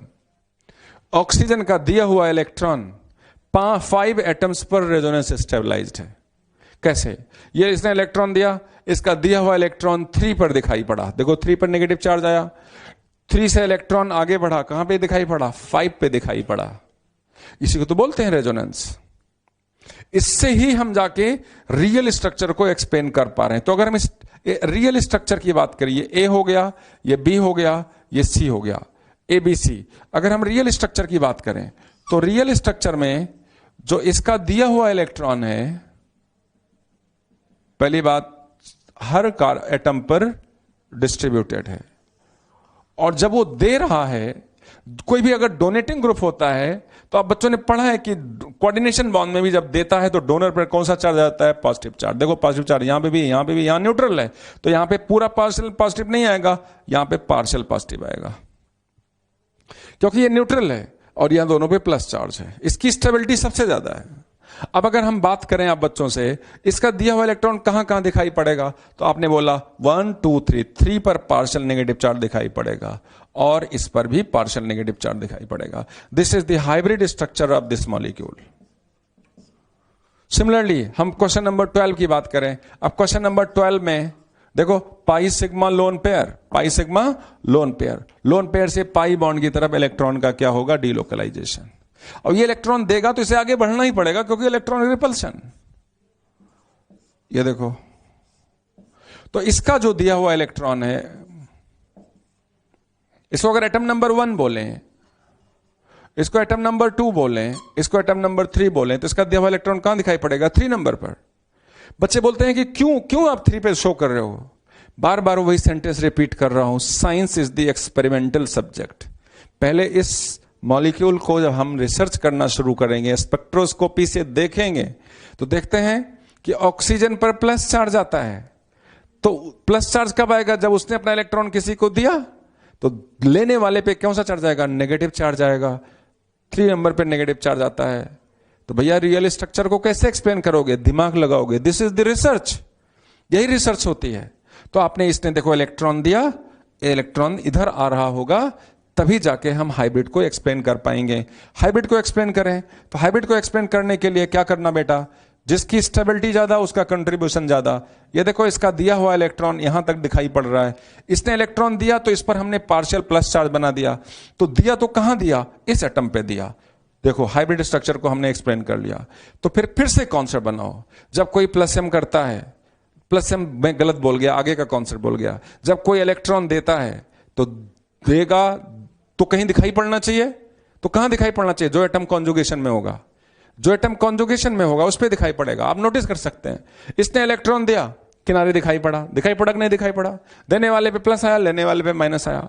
इसमें नोटिस करो, यहां पे देखो लोन पेयर, इसने इलेक्ट्रॉन दिया, बीच में पहले दिखाई पड़ा, तभी जाके हाइब्रिड में भी बीच में दिखाई पड़ता है। हाइब्रिड में भी देखो बीच में दिखाई पड़ता है, ठीक है। अब यहां से इलेक्ट्रॉन आगे बढ़ा, कहां दिखाई पड़ेगा? इस किनारे दिखाई पड़ेगा। तो ऑक्सीजन का दिया हुआ इलेक्ट्रॉन 2 एटम्स पर क्या है? डीलोकलाइज्ड है, ट्रांसफर्ड है, कार्बन नंबर 3 पर और कार्बन नंबर 5 पर। ऐसे 1 का दिया हुआ इलेक्ट्रॉन 3 पर।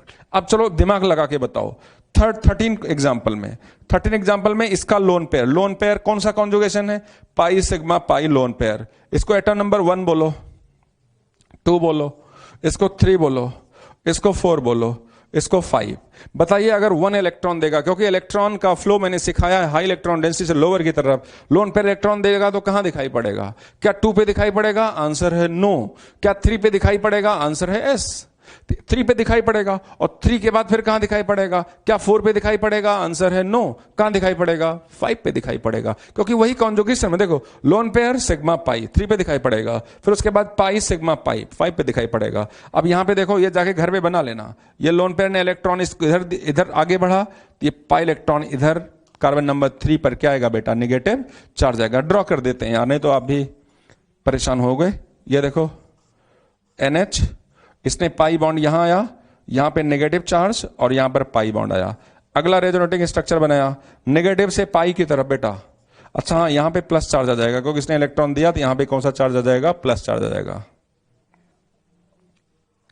यहां पे N आया, यहां पे पाई बॉन्ड, और फिर उसके बाद क्या करूं भाई? यहां सॉरी पाई बॉन्ड यहां नहीं, यहां पे NH, यहां पे प्लस चार्ज, यहां पे पाई बॉन्ड, यहां पे नेगेटिव चार्ज। क्यों? क्योंकि ये नेगेटिव चार्ज जब आगे बढ़ेगा नेगेटिव से हाई इलेक्ट्रॉन डेंसिटी से लोअर की तरफ, तो इस कार्बन पर क्या आएगा? नेगेटिव चार्ज आएगा। तो negative charge is present on the carbon number 3 and carbon number 5। Acid के बारे में बात करो, ये तो देखो आपके सिलेबस में है एसिड, हर चीज आपके सिलेबस में, एसिड से आप और सीख सकते हो। Pi sigma lone pair, pi sigma lone pair, lone pair electron देगा, lone pair high electron density से लोअर की तरफ। इधर देखो, ये लोन पेयर इधर आया, तो ये पाई इलेक्ट्रॉन ऊपर चला गया। Resonating structure RCO minus, double bond OH, देखो इस पर कौन सा चार्ज? Plus charge. स्टेबिलिटी किसकी ज्यादा? स्टेबिलिटी इसकी ज्यादा। पाई बॉन्ड तो इक्वल है, पहला rule fail. अनचार्ज structure is more stable than the charge. Contribution acid का ज्यादा, इस वाले स्ट्रक्चर का कंट्रीब्यूशन हाइब्रिड में ज्यादा। तो हाइब्रिड बनाओ, ये देखो हाइब्रिड RCOOH, यहां से यहां तक पाई बॉन्ड। अब देखो ये अनचार्ज है और ये क्या है? चार्ज है। अनचार्ज में ये प्लस है और यहां पे न्यूट्रल है, तो इस H वाले ऑक्सीजन पर क्या आया? पार्शियल प्लस आएगा, क्योंकि दूसरा वाला स्ट्रक्चर चार्ज है। और इस ऑक्सीजन वाले पे क्या आएगा? पार्शियल नेगेटिव चार्ज आएगा, क्योंकि दूसरा वाला स्ट्रक्चर क्या है? नेगेटिव चार्ज है। तो ये हो गया एसिड का रियल स्ट्रक्चर। एसिड का कौन सा structure? Real structure. This is known as resonance hybrid, correct. तो कुछ और एग्जांपल्स आपको बताते हैं। तो बेटा नेक्स्ट एग्जांपल की बात करते हैं, 15th एग्जांपल। इसका नाम है कीटीन। पहले आप मुझे बता सकते हो कि इसमें किस टाइप का कॉन्जुगेशन है? क्या पाई पाई कॉन्जुगेशन है या पाई लोन पेयर कॉन्जुगेशन है? देखते हैं। किसी पाई बॉन्ड से स्टार्ट करो, मैं इस पाई बॉन्ड से स्टार्ट करता हूं। पाई बॉन्ड नेक्स्ट एटम पर लोन पेयर है, तो ये कॉन्जुगेशन कौन सा है? पाई लोन पेयर कॉन्जुगेशन। तो इलेक्ट्रॉन का फ्लो किधर से होगा? लोन पेयर से पाई की तरफ। ये पाई पाई कॉन्जुगेशन नहीं है, याद रखना बेटा। क्यों? क्योंकि पाई के साथ अगले में एटम पे, इस एटम अगर पर पाई होता तो आगे होना चाहिए था पाई। तो ये पाई लोन पेयर कॉन्जुगेशन है, और पाई लोन पेयर कॉन्जुगेशन है तो ये इलेक्ट्रॉन देने की टेंडेंसी रखेगा, देगा हाई इलेक्ट्रॉन डेंसिटी से लोअर की तरफ। तो ये पाई इलेक्ट्रॉन इधर गया, ऑर्बिटल खाली हुआ, इसने इलेक्ट्रॉन इसको दे दिया। तो जब इसने इलेक्ट्रॉन दे दिया बेटा, तो CH2 पे देखो कौन सा चार्ज आ गया? Minus charge. और यहां पर C ट्रिपल बॉन्ड O, इस पर कौन सा चार्ज? Plus charge. स्टेबिलिटी की बारे में बात करो, इसकी स्टेबिलिटी ज्यादा, इसकी स्टेबिलिटी कम, क्योंकि दोनों में पाई बॉन्ड इक्वल है, लेकिन एक अनचार्ज है, दूसरा क्या है? चार्ज है। तो इसका हाइब्रिड बनाते हैं। हाइब्रिड में CH2 एटम्स अपनी जगह पर ही रहेगा, C डबल बॉन्ड O, ये पाई इलेक्ट्रॉन ऐसे हमने फैला दिया। इस ऑक्सीजन पर प्लस चार्ज आएगा, क्योंकि बाद वाले स्ट्रक्चर में यहां प्लस है और वहां पे कौन सा चार्ज आएगा, माइनस चार्ज आएगा। This is the hybrid structure of ketene. अगला स्ट्रक्चर डाइजोमीथेन, कॉन्जुगेशन पाई, पाई के बाद अगले एटम पे पाई नेगेटिव कॉन्जुगेशन पाई और नेक्स्ट एटम पर नेगेटिव चार्ज है। जब नेगेटिव और लोन पेयर होगा तो negative will be resonance stabilized, क्योंकि स्टेबिलिटी बढ़ानी है। Resonance is the stabilizing phenomena. Negative से पाई की तरफ जाएगा, देखो नेगेटिव से इधर आया तो ये पाई बॉन्ड आगे जरूर बढ़ेगा, क्योंकि हमें वैलेंसी का वायलेशन नहीं करना है।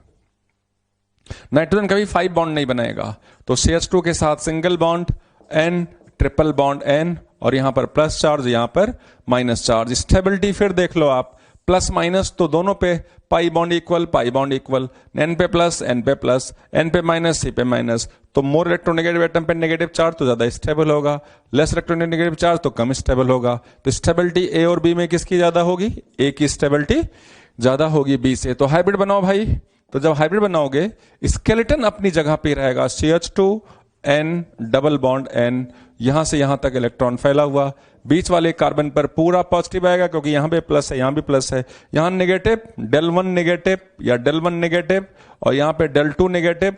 ध्यान से देखना, del1 नेगेटिव बड़ा होगा कि del2 नेगेटिव, तो आंसर है कि जिस रेजोनेटिंग स्ट्रक्चर की स्टेबिलिटी ज्यादा होगी उसका कंट्रीब्यूशन हाइब्रिड में ज्यादा होगा। तो इसकी स्टेबिलिटी ज्यादा, तो इसका नेगेटिव चार्ज N पर नेगेटिव है, तो यहां पे N पे नेगेटिव आएगा, तो del1 negative will be greater than del2 negative. del1 negative will be greater than del2 negative, यानी कि N पे नेगेटिव ज्यादा होगा और C पे नेगेटिव कम होगा। अगला स्ट्रक्चर कार्बोक्सिलेट आयन, ये देखो कार्बोक्सिलेट आयन। कार्बोक्सिलेट आयन में हम देखें तो नेगेटिव से लेकर के पाई बॉन्ड की तरफ इलेक्ट्रॉन का फ्लो कर दिया, इधर आया, ये पाई इलेक्ट्रॉन इधर गया, तो यहां पे RCO minus double bond O आ गया। दोनों में कोई डिफरेंस है क्या, कोई डिफरेंस नहीं है, तो दोनों की स्टेबिलिटी क्या होगी, इक्वल होगी। तो हाइब्रिड में कंट्रीब्यूशन भी क्या होगा, इक्वल होगा। तो हर ऑक्सीजन पर नेगेटिव चार्ज इक्वली डिस्ट्रीब्यूटेड होगा। C और O बॉन्ड लेंथ इक्वल है, CO बॉन्ड लेंथ इक्वल है कार्बोक्सिलेट आयन में। अगला देखो carbonate, monothiocarbonate ion, resonating structure, sulphur से इधर की तरफ, नेगेटिव चार्ज से पाई बॉन्ड की तरफ गए, ये देखो आप, तो O minus CO minus double bond sulphur, एक रेजोनेटिंग स्ट्रक्चर बना, ये इधर जा सकता है, ये इधर जा सकता है। दूसरा रेजोनेटिंग स्ट्रक्चर जो बनेगा O डबल बॉन्ड C, और यहां पर O इधर गया O माइनस, और ये डबल बॉन्ड, सॉरी, और यहां पर क्या गया, S माइनस आ गया। स्टेबिलिटी, किसकी स्टेबिलिटी ज्यादा बताओ, देखो सबसे पहले आप ABC, सबसे पहले आप बच्चों को नोटिस करना है, पाई बॉन्ड हर में इक्वल है, फेल हो गया। दूसरा rule, negative charge should be on the more electronegative atom, O minus O minus O minus, फिर उसके बाद S माइनस S माइनस। एक रूल बता रहे हैं, नेगेटिव चार्ज अगर बड़े साइज के एटम पे प्रेजेंट हो, टॉप टू बॉटम अगर हम पीरियोडिक टेबल के ग्रुप में जाएं, जैसे F माइनस Cl माइनस, तो Cl minus will be more stable, क्योंकि नेगेटिव चार्ज बड़े एटम पर ज्यादा स्टेबलाइज होता है, उस पर इलेक्ट्रॉन डेंसिटी कम होती है। Br माइनस पे और ज्यादा स्टेबल होगा, I माइनस पे सबसे ज्यादा स्टेबल होगा। तो पीरियोडिक टेबल में लेफ्ट टू राइट जाओगे तो इलेक्ट्रोनेगेटिविटी सेफर, N माइनस और O माइनस में O minus will be more stable, लेकिन O माइनस और S माइनस में सल्फर ज्यादा स्टेबल होगा, क्योंकि सल्फर का साइज बड़ा है और बड़े एटम पे नेगेटिव चार्ज की डेंसिटी क्या होती है, कम होती है, स्टेबिलिटी बढ़ जाती है। तो इस पर भी S माइनस, इस पे S माइनस, पे O माइनस, इस पे O माइनस, तो इन दोनों की स्टेबिलिटी क्या होगी, ज्यादा होगी और इक्वल होगी देन दी C, क्योंकि C में O माइनस है और दूसरे पर O माइनस है। इस क्वेश्चन को मैं इंपॉर्टेंट लिख रहा हूं। तो 18th एग्जांपल में मैंने साइज की बता दिया बच्चों को बात। 19th एग्जांपल देखो आसान है, नेगेटिव से पाई की तरफ, ये नेगेटिव चार्ज इधर गया, ये पाई बॉन्ड इधर गया, तो CH2 double bond CH O minus. Stability किसकी ज्यादा, पहले की स्टेबिलिटी ज्यादा या बाद की, बता सकते हो। पाई बॉन्ड दोनों में इक्वल है, यहां C माइनस है, यहां O माइनस है, B is more stable then the A। तो अगर इसका हम हाइब्रिड बनाएं तो हाइब्रिड बनाने में यहां से यहां तक इलेक्ट्रॉन स्कैटर्ड रहेगा, यहां पे पार्शियल नेगेटिव आएगा, यहां भी पार्शियल नेगेटिव आएगा। del 1 negative will be greater than del 2 negative. क्यों? क्योंकि इस रेजोनेटिंग स्ट्रक्चर की स्टेबिलिटी ज्यादा है, और इसमें अगर यहां नेगेटिव चार्ज है तो यहां नेगेटिव भी ज्यादा पहुंचेगा। अगला एग्जांपल, नेगेटिव से देखो, नेगेटिव ने इलेक्ट्रॉन दिया, इसने इलेक्ट्रॉन दिया, इस बीच में दिखाई पड़ा। तो अगला रेजोनेटिंग स्ट्रक्चर अगर हम ड्रॉ करें ऐसे, ये नेगेटिव चार्ज ये आया, ठीक। अगला रेजोनेटिंग स्ट्रक्चर अगर हम ड्रॉ करें, ये देखो पाई बॉन्ड इधर आया, पाई बॉन्ड इधर आया, ओ पर कौन सा चार्ज आया? माइनस चार्ज आया, ठीक। इसके बारे में बात करें तो नेगेटिव चार्ज को चाहे इधर ले जाओ चाहे इधर ले जाओ, बात क्या है? बराबर है। ये देखो ओ माइनस एच एच, ये ए है और ये बी है। स्टेबिलिटी किसकी ज्यादा? यहां सी माइनस है, यहां ओ माइनस है। O minus is more stable than the C minus, मतलब बी की स्टेबिलिटी ज्यादा है और ए की स्टेबिलिटी क्या है बेटा? कम है। ए की स्टेबिलिटी क्या है? कम है, करेक्ट। अगला स्ट्रक्चर देखो 22 बहुत ही इंपॉर्टेंट एग्जांपल है, ग्वानिडीन। इसमें कॉन्जुगेशन की बात करो। कॉन्जुगेशन देखो, ये लोन पेयर है, लोन पेयर सिग्मा पाई, ये लोन पेयर रेजोनेंस नहीं कर रहा, ये लोन पेयर रेजोनेंस कर रहा है। जो कॉन्जुगेशन में होगा वही रेजोनेंस करेगा। ये दोनों लोन पेयर रेजोनेंस कर रहे हैं, ये लोन पेयर रेजोनेंस नहीं कर रहा। आउट ऑफ 3 लोन पेयर, इस सब कॉपी में धीरे धीरे बेटा लिख लेना। Out of 3 lone pair, 2 lone pairs are delocalized, 1 lone pair is localized. तो देखो हाई इलेक्ट्रॉन डेंसिटी से लोअर की तरफ इलेक्ट्रॉन जा रहा है। पहले मैंने इसको ट्रांसफर किया है, देखो इसको ट्रांसफर किया, ये पाई इलेक्ट्रॉन इधर चला गया। अब यहां पर स्ट्रक्चर बना रहे हैं NH2 डबल बॉन्ड C, और यहां पर NH माइनस चार्ज, और यहां पर NH2। इसने इलेक्ट्रॉन दिया, यहां पे प्लस चार्ज आ गया। दूसरा रेजोनेटिंग स्ट्रक्चर बना है इसके रेस्पेक्ट में, जब इसने इलेक्ट्रॉन दिया तो क्या बनेगा? NH2C double bond NH2 plus NH minus. तो स्टेबिलिटी की अगर हम बात करें तो स्टेबिलिटी देखो, ये अनचार्ज है और ये दोनों कैसे स्ट्रक्चर हैं? चार्ज स्ट्रक्चर है। Stability A is greater than B equal to C, B equal to C। अगर इसकी बात करें, यार इसका हाइब्रिड आप बना पाओगे कि नहीं बना पाओगे? तो इसका अगर हाइब्रिड मैं यहां बना दूं, ये देखो ये NH2 है, C NH2 स्केलेटन देखो मैंने बना दिया सिग्मा बॉन्ड से। अब इसका दिया हुआ इलेक्ट्रॉन इस N पे जाएगा, इसका दिया हुआ इलेक्ट्रॉन इस N पे जाएगा, यानी इस N पर खूब सारा इलेक्ट्रॉन होगा, देख लो। और इस N पर प्लस चार्ज आएगा, और इस N पर भी कौन सा चार्ज आएगा? प्लस चार्ज आएगा। This is the resonance hybrid. Resonance hybrid of guanidine. NH2 ने इलेक्ट्रॉन इसको दिया, इसने इलेक्ट्रॉन इसको दिया, इसको इलेक्ट्रॉन दो साइड से मिलेगा, तो इस N पर ऑब्वियसली इलेक्ट्रॉन डेंसिटी ज्यादा होगी यार। तो देखो मैंने रेजोनेंस का हाइब्रिड बना दिया। इसके बारे में बात करो, conjugation, lone pair sigma pi, lone pair sigma pi. Electron flow lone pair से पाई की तरफ, देखो ये लोन पेयर इधर गया, तो ये पाई बॉन्ड से प्लस की तरफ चला गया। रेजोनेटिंग स्ट्रक्चर, ये देखो NH2 double bond C, NH2 plus charge NH2। अगर ये इलेक्ट्रॉन दे सकता है तो ये भी तो इलेक्ट्रॉन दे सकता है। तो यहां पे क्या बना है? NH2C double bond NH2 plus. क्या नोटिस कर रहे हो? जैसा ये स्ट्रक्चर है, 1 plus 2 neutral, 1 plus 2 neutral, 1 plus 2 neutral. इसका मतलब all are equally stable. Stability A is equal to B is equal to C। अगर हम इसका हाइब्रिड बनाएं तो हाइब्रिड बनाएंगे बेटा, तो पता है क्या होगा? जब सभी की स्टेबिलिटी इक्वल होती है, इसका मतलब सारे करेक्टर इक्वल अमाउंट में हर एटम पर डिस्ट्रीब्यूटेड है। देख लो N, C और N की बॉन्ड लेंथ इक्वल है। पहली चीज यहां CN CN CN CN N की बॉन्ड लेंथ, और एक जो पॉजिटिव चार्ज है ना, वो 3 नाइट्रोजन पर इक्वली स्कैटर्ड है। एक जो पॉजिटिव चार्ज है 3 नाइट्रोजन पर इक्वली स्टेबल है। ये दोनों चीज आप GOC2 में पढ़ोगे, मैं फिर से बताऊंगा, लेकिन पहले आप सीखो। ग्वानिडीन में C double bond NH, NH2 NH2, इसने इलेक्ट्रॉन दिया, इलेक्ट्रॉन डेंसिटी बढ़ी, इसने भी इलेक्ट्रॉन दिया, इलेक्ट्रॉन डेंसिटी बढ़ी। इस पर दो दो डायरेक्शन से इलेक्ट्रॉन सप्लाई हो रहा है, तो इसने दिया तो यहां पे प्लस, इसने दिया तो यहां पे प्लस। हाइब्रिड में दोनों पे प्लस, देखो दोनों पे प्लस आ गया। और दोनों का प्लस कैसे आया? क्योंकि उसने इलेक्ट्रॉन दिया, इलेक्ट्रॉन कहां दिया? N पे दिया, देखो दोनों पे डबल नेगेटिव कर दिया, मतलब यहां इलेक्ट्रॉन डेंसिटी ज्यादा है। करेक्टर इक्वल नहीं होगा क्योंकि ए की स्टेबिलिटी ज्यादा है। Stability A, अनचार्ज structure more stable than the charge. अब इसी के काउंटर मैंने इसको लिया, प्रोटोनेशन इसका कर दिया, क्योंकि देखो हाइब्रिड में यहां पे नेगेटिव चार्ज है, अगर मैं यहां H+ डाल दूं, इसमें H+ डाल दूं, तो H+ का यहां पे एसिड बेस रिएक्शन होगा। H+ अगर हम यहां डाल दें तो यहां पे देखो NH2+ बन गया। NH2+ बन गया, रेजोनेटिव स्ट्रक्चर बनेगा, पाई बॉन्ड इधर गया तो इसने इलेक्ट्रॉन इधर दिया, यहां पे प्लस चार्ज आ गया। अगर इधर से इलेक्ट्रॉन फ्लो तो इधर से भी इलेक्ट्रॉन फ्लो हो सकता है। इसके बाद लोन पेयर है, इधर से भी गया तो इधर से भी गया, करेक्ट। ये बन गया, दोनों की स्टेबिलिटी, तीनों की स्टेबिलिटी बराबर। तो हाइब्रिड में कंट्रीब्यूशन इक्वल है, कंट्रीब्यूशन इक्वल तो character equal. CN bond length equal, positive charge 3 nitrogen पे डिलोकलाइज्ड होगा।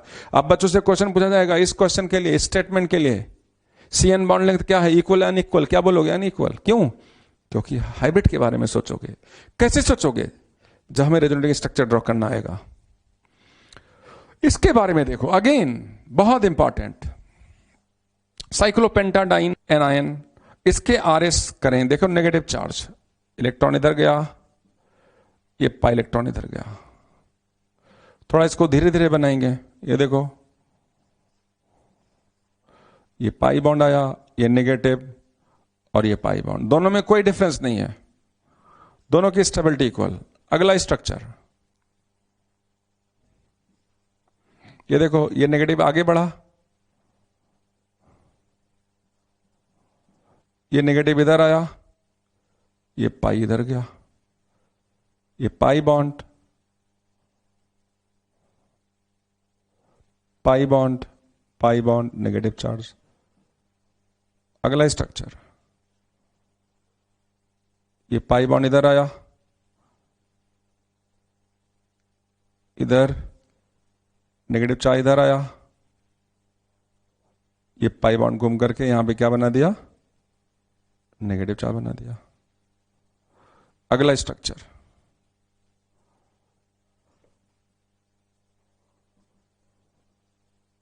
स्केलेटन अपनी जगह पर, ये पाई बॉन्ड यहां है, 5 RS मिले, 1 2 3 4 5, सबकी स्टेबिलिटी इक्वल, ABCDE सब स्टेबिलिटी इक्वल। थोड़ा स्मार्टली काम करो। इसमें conjugation pi sigma pi negative, इसने इलेक्ट्रॉन दिया, नंबरिंग करें क्या? देखो एटम नंबर 1, एटम नंबर 2, 3 4 5,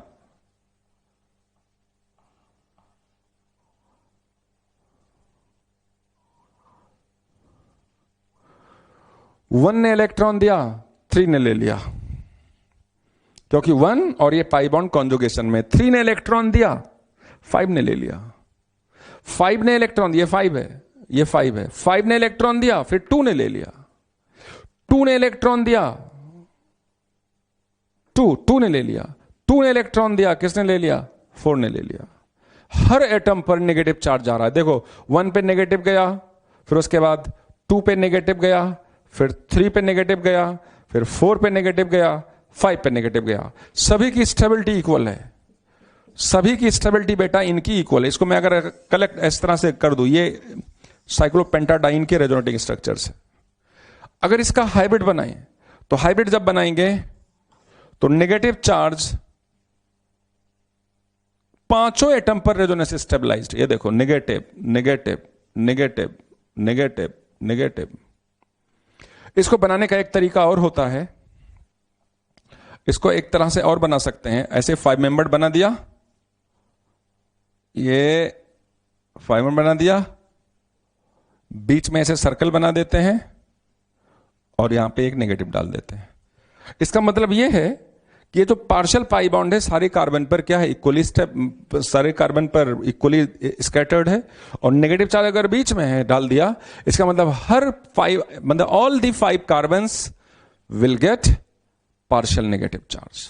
तो इस तरह से आप बच्चों को हमने साइक्लोपेंटाडाइन के बारे में बात किया। अब इसके बारे में बात करते हैं। तो बेटा नेक्स्ट एग्जांपल की बात करते हैं। नेक्स्ट एग्जांपल में देखो हमने पाई पाई पाई नेगेटिव, बताओ यहां कितने इलेक्ट्रॉन रेजोनेंस कर रहे हैं। तो 3 पाई बॉन्ड्स यहां है, 3 2 जा 6 और 2 इलेक्ट्रॉन्स यहां पे 8 plus 2 negative charge equal to 2 electrons कितने हो गए 10 pi electrons are delocalized. Correct करते हैं, रेजोनेटिंग स्ट्रक्चर बनाते हैं। हमेशा इलेक्ट्रॉन का फ्लो नेगेटिव से पाई की तरफ। देखो इसने इलेक्ट्रॉन दिया, नेगेटिव ने इलेक्ट्रॉन दिया। अब फिर मैं एक बार वही रिपीट करना चाह रहा हूं। आप सोचते होगे क्यों आप ऐसा कर रहे हो नेगेटिव से पाई की तरफ। भैया तभी जाके हाइब्रिड को एक्सप्लेन कर पाएंगे जो नेचर में पाया जाता है। जैसे देखो नेगेटिव ने इलेक्ट्रॉन इधर दिया तो ये इलेक्ट्रॉन यहां पर आया, कॉन्जुगेशन में जो एटम है उस पर आया। ये देखो ये पाई बॉन्ड, ये पाई बॉन्ड, ये पाई बॉन्ड, ये पाई बॉन्ड, यहां पे नेगेटिव चार्ज। फिर इसने इलेक्ट्रॉन आगे बढ़ाया, ये नेगेटिव चार्ज यहां से इलेक्ट्रॉन दिया और ये पाई बॉन्ड इधर आया। स्केलेटन वैसे का वैसे रहेगा बेटा। ये पाई बॉन्ड, ये पाई बॉन्ड, यहां पे नेगेटिव चार्ज, ये पाई बॉन्ड, ये पाई बॉन्ड। फिर ये नेगेटिव चार्ज इलेक्ट्रॉन सप्लाई करेगा आगे,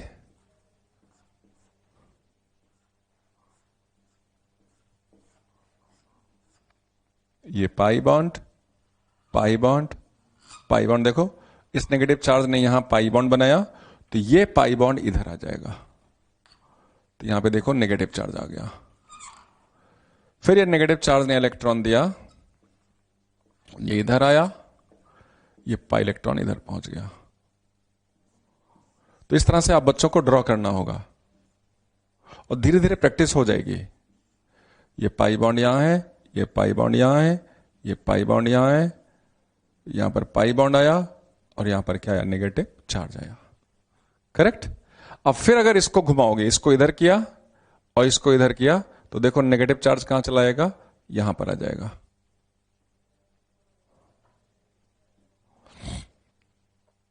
ठीक है।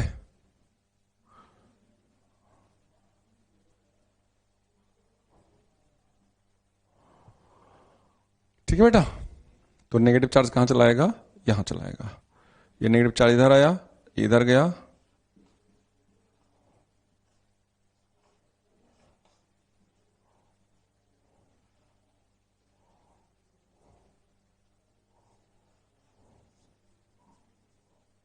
यहां पर पाई बॉन्ड है, नेगेटिव चार्ज इधर, ये इधर आया, ये पाई बॉन्ड इधर आया, नेगेटिव चार्ज इधर आ गया।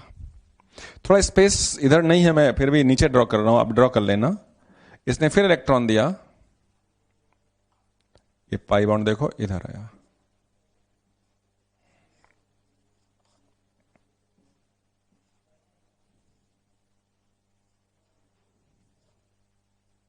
ये पाई बॉन्ड, यहां पे क्या गया नेगेटिव चार्ज आ गया। तो एक तो आरएसए मिला और एक आरएसए मिला। देखो पहला,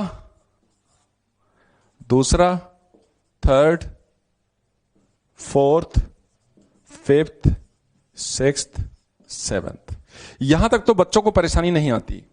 यहां तक तो आप बच्चों ने जिस तरह से हमने ड्रॉ किया यहां तक पहुंच गए। लेकिन जब नेगेटिव चार्ज इधर से फिर इधर गया तो आप कहते हो कि ये वाला स्ट्रक्चर और ये वाला स्ट्रक्चर, ये वाला स्ट्रक्चर और इस वाले स्ट्रक्चर को आप बोलते हो सेम है। नो, देखो इसमें ये नेगेटिव चार्ज की पोजीशन तो सेम है, बट ये पाई इलेक्ट्रॉन को देखो यहां पर, ये पाई बॉन्ड यहां दोनों के बीच में, ये पाई बॉन्ड दोनों के अलग है। तो ये वाला बेंजीन की रिंग और ये वाली बेंजीन की रिंग क्या है, अनइक्वल है। सिमिलरली ये वाली बेंजीन की रिंग और ये वाली बेंजीन रिंग क्या है, अनइक्वल है।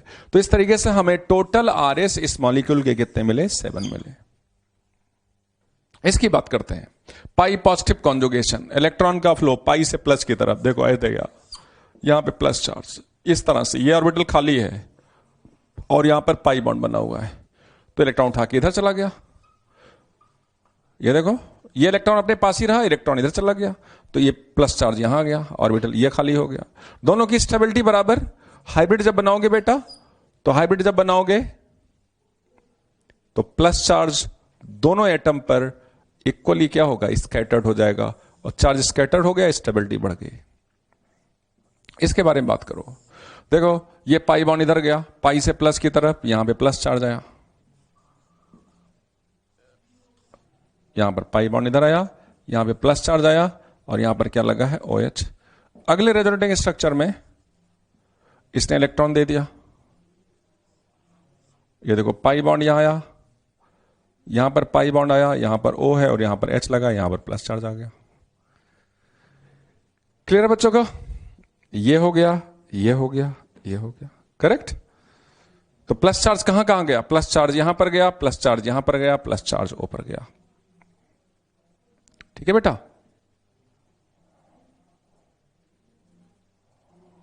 नेक्स्ट, इलेक्ट्रॉन का फ्लो पाई से प्लस की तरफ। देखो एक बार इलेक्ट्रॉन इधर आया तो प्लस चार्ज यहां चला गया, फिर इसने क्या कर दिया, इलेक्ट्रॉन दे दिया तो प्लस चार्ज यहां आया, प्लस चार्ज यहां पर भी आया, यहां पर भी आया। इसके बारे में देखो, इसमें इलेक्ट्रॉन का फ्लो पाई से प्लस की तरफ, ये पाई बॉन्ड, यहां पे प्लस चार्ज, फिर उसके बाद इसको इधर कर दिया, सभी की स्टेबिलिटी बराबर, stability A equal to B equal to C। आपके मन में आ रहा होगा इसकी स्टेबिलिटी का क्या स्ट्रेंथ जाएगा, A B C में कौन ज्यादा स्टेबल होगा? पहली चीज, जहां पर पाई बॉन्ड ज्यादा उसकी स्टेबिलिटी ज्यादा, C is greater then A and B। अब A और B में number of pi bonds equal है और यहां पे प्लस चार्ज है और यहां लोन पेयर है, अट्रैक्शन होगा, प्लस चार्ज लोन पेयर दूर दूर है, अट्रैक्शन कम होगा, तो इसकी स्टेबिलिटी ज्यादा होगी, इसकी स्टेबिलिटी कम होगी। B is greater then A। क्या बोला था मैंने बोला था अपोजिट चार्ज अगर पास पास होंगे तो अट्रैक्शन होगा, अट्रैक्शन होगा तो एनर्जी रिलीज होगी, स्टेबिलिटी क्या होगी, बढ़ेगी।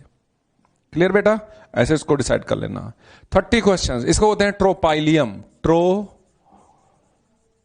ट्रोपाइलियम कैटायन। इसमें देखो घर पर जाके आप बनाना, इसके 7 RS मिलेंगे। देखो सिखाता हूं, पाई से प्लस की तरफ एक बार इलेक्ट्रॉन इधर गया, कुछ सिखाते हैं, हाई इलेक्ट्रॉन डेंसिटी से लोअर की तरफ इलेक्ट्रॉन का फ्लो, देखो प्लस चार्ज यहां आ गया, फिर इस पाई बॉन्ड को इधर कर दिया प्लस चार्ज की ओर, प्लस चार्ज इधर चलाएगा,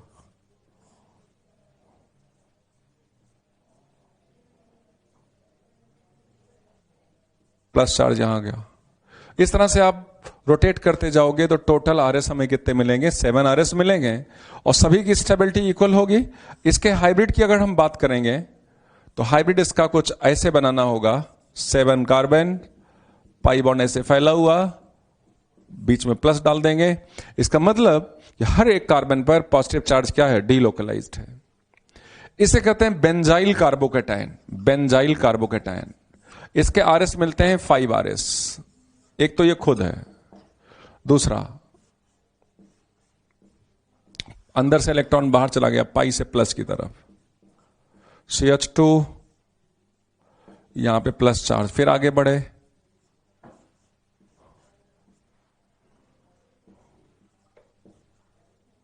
CH2 यहां पे प्लस चार्ज, फिर आगे बढ़े, pi bond plus charge, double bond CH2, फिर आगे बढ़े,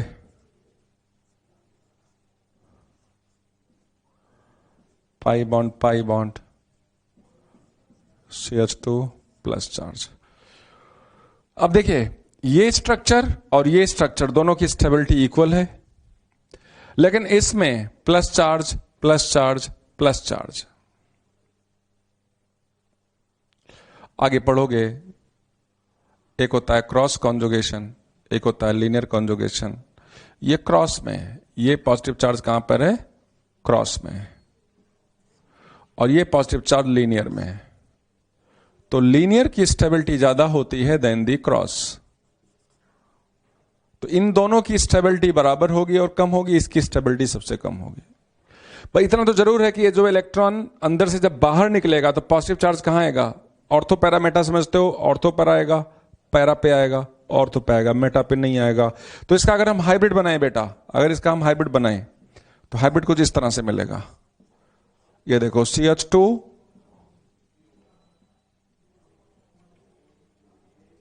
यहां पर प्लस, यहां पर प्लस, यहां पर प्लस, यहां पर प्लस। ऐसे इसे कहते हैं benzyl carbene anion, benzyl carbene anion.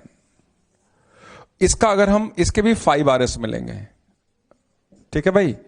अब अगर इसकी हम 5 RS ऐसे करना, नेगेटिव चार्ज ऐसे अंदर आएगा, यहां पे नेगेटिव से पाई की तरफ, ऑर्थो पर नेगेटिव, जैसे यहां पे नेगेटिव आया, फिर यहां पे नेगेटिव आएगा, फिर यहां पे नेगेटिव आएगा।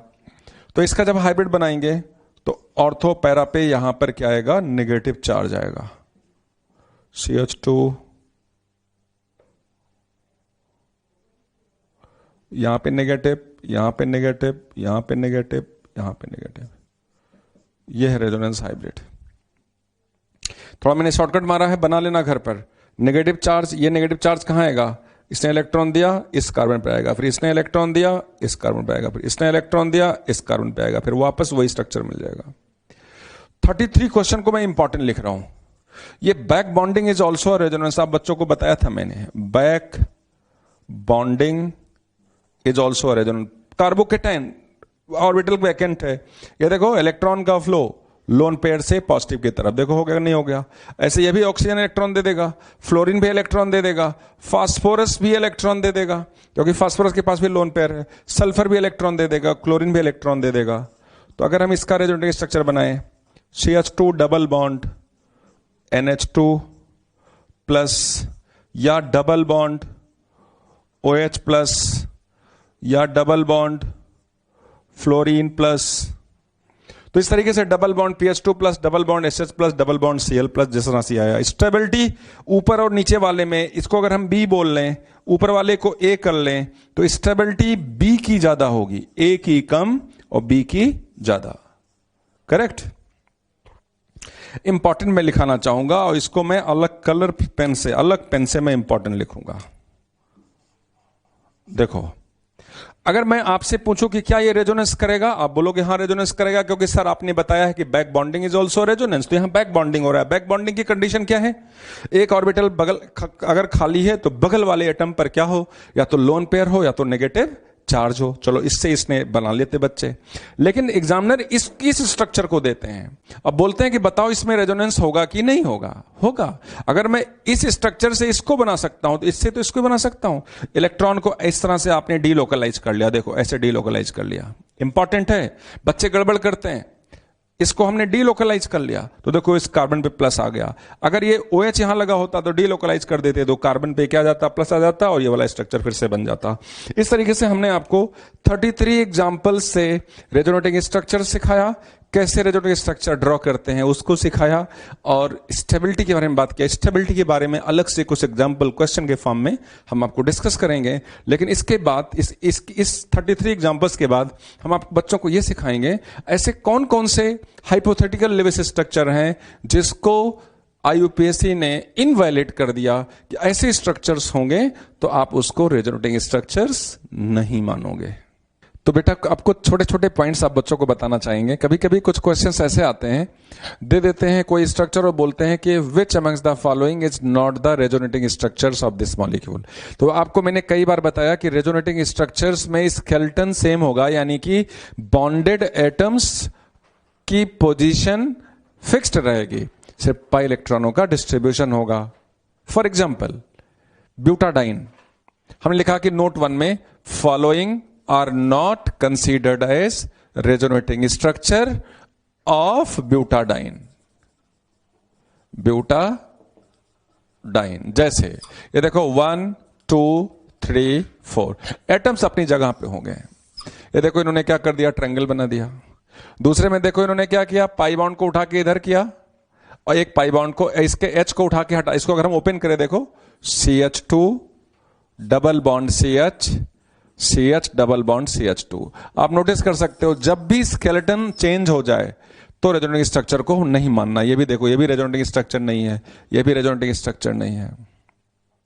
ये चीज इंपॉर्टेंट है।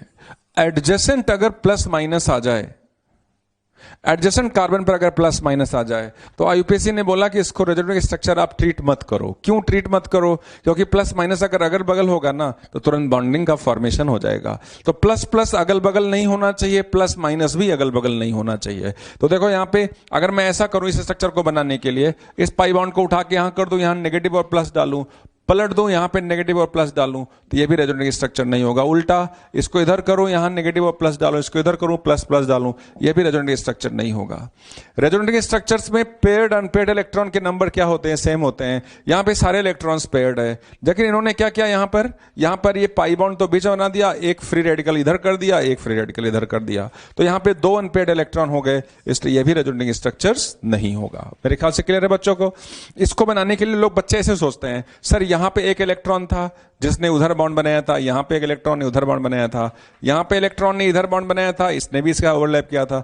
बच्चे कहते हैं सर इन से बॉन्ड बना दिया, अनपेयर्ड कर दीजिए, गलत हो जाएगा। एक और एग्जांपल देते हैं, ये भी देखो बहुत सुपरहिट एग्जांपल है। इसका रेजोनेटिंग स्ट्रक्चर इन 2 स्ट्रक्चर में तलाश करना है। बता सकते हो पहला वाला रेजोनेटिंग स्ट्रक्चर है कि दूसरा वाला रेजोनेटिंग स्ट्रक्चर है? सोच के बताओ, पॉज करके बताओ। अब देखो पहले वाले में अगर नोटिस करो, पहले वाले में यहां कीटोन है और यहां पे उन्होंने OH लगा दिया, तो देखो ये रेजोनेटिंग स्ट्रक्चर है क्या? बिल्कुल ये रेजोनेटिंग स्ट्रक्चर नहीं है, ये इसका इनॉलिक फॉर्म है। आप पढ़ोगे टॉटोमर में पढ़ोगे इसको, ये इसका इनॉलिक फॉर्म है। लेकिन नीचे वाले में उन्होंने क्या किया? पाई बॉन्ड को इधर किया, इस पाई बॉन्ड को इधर किया, प्लस माइनस, तो ये रेजोनेटिंग स्ट्रक्चर है और ऊपर वाला रेजोनेटिंग स्ट्रक्चर नहीं है। इस तरीके से आपको दिमाग लगाना है कि कौन सा रेजोनेटिंग स्ट्रक्चर हो सकता है और कौन सा नहीं हो सकता है।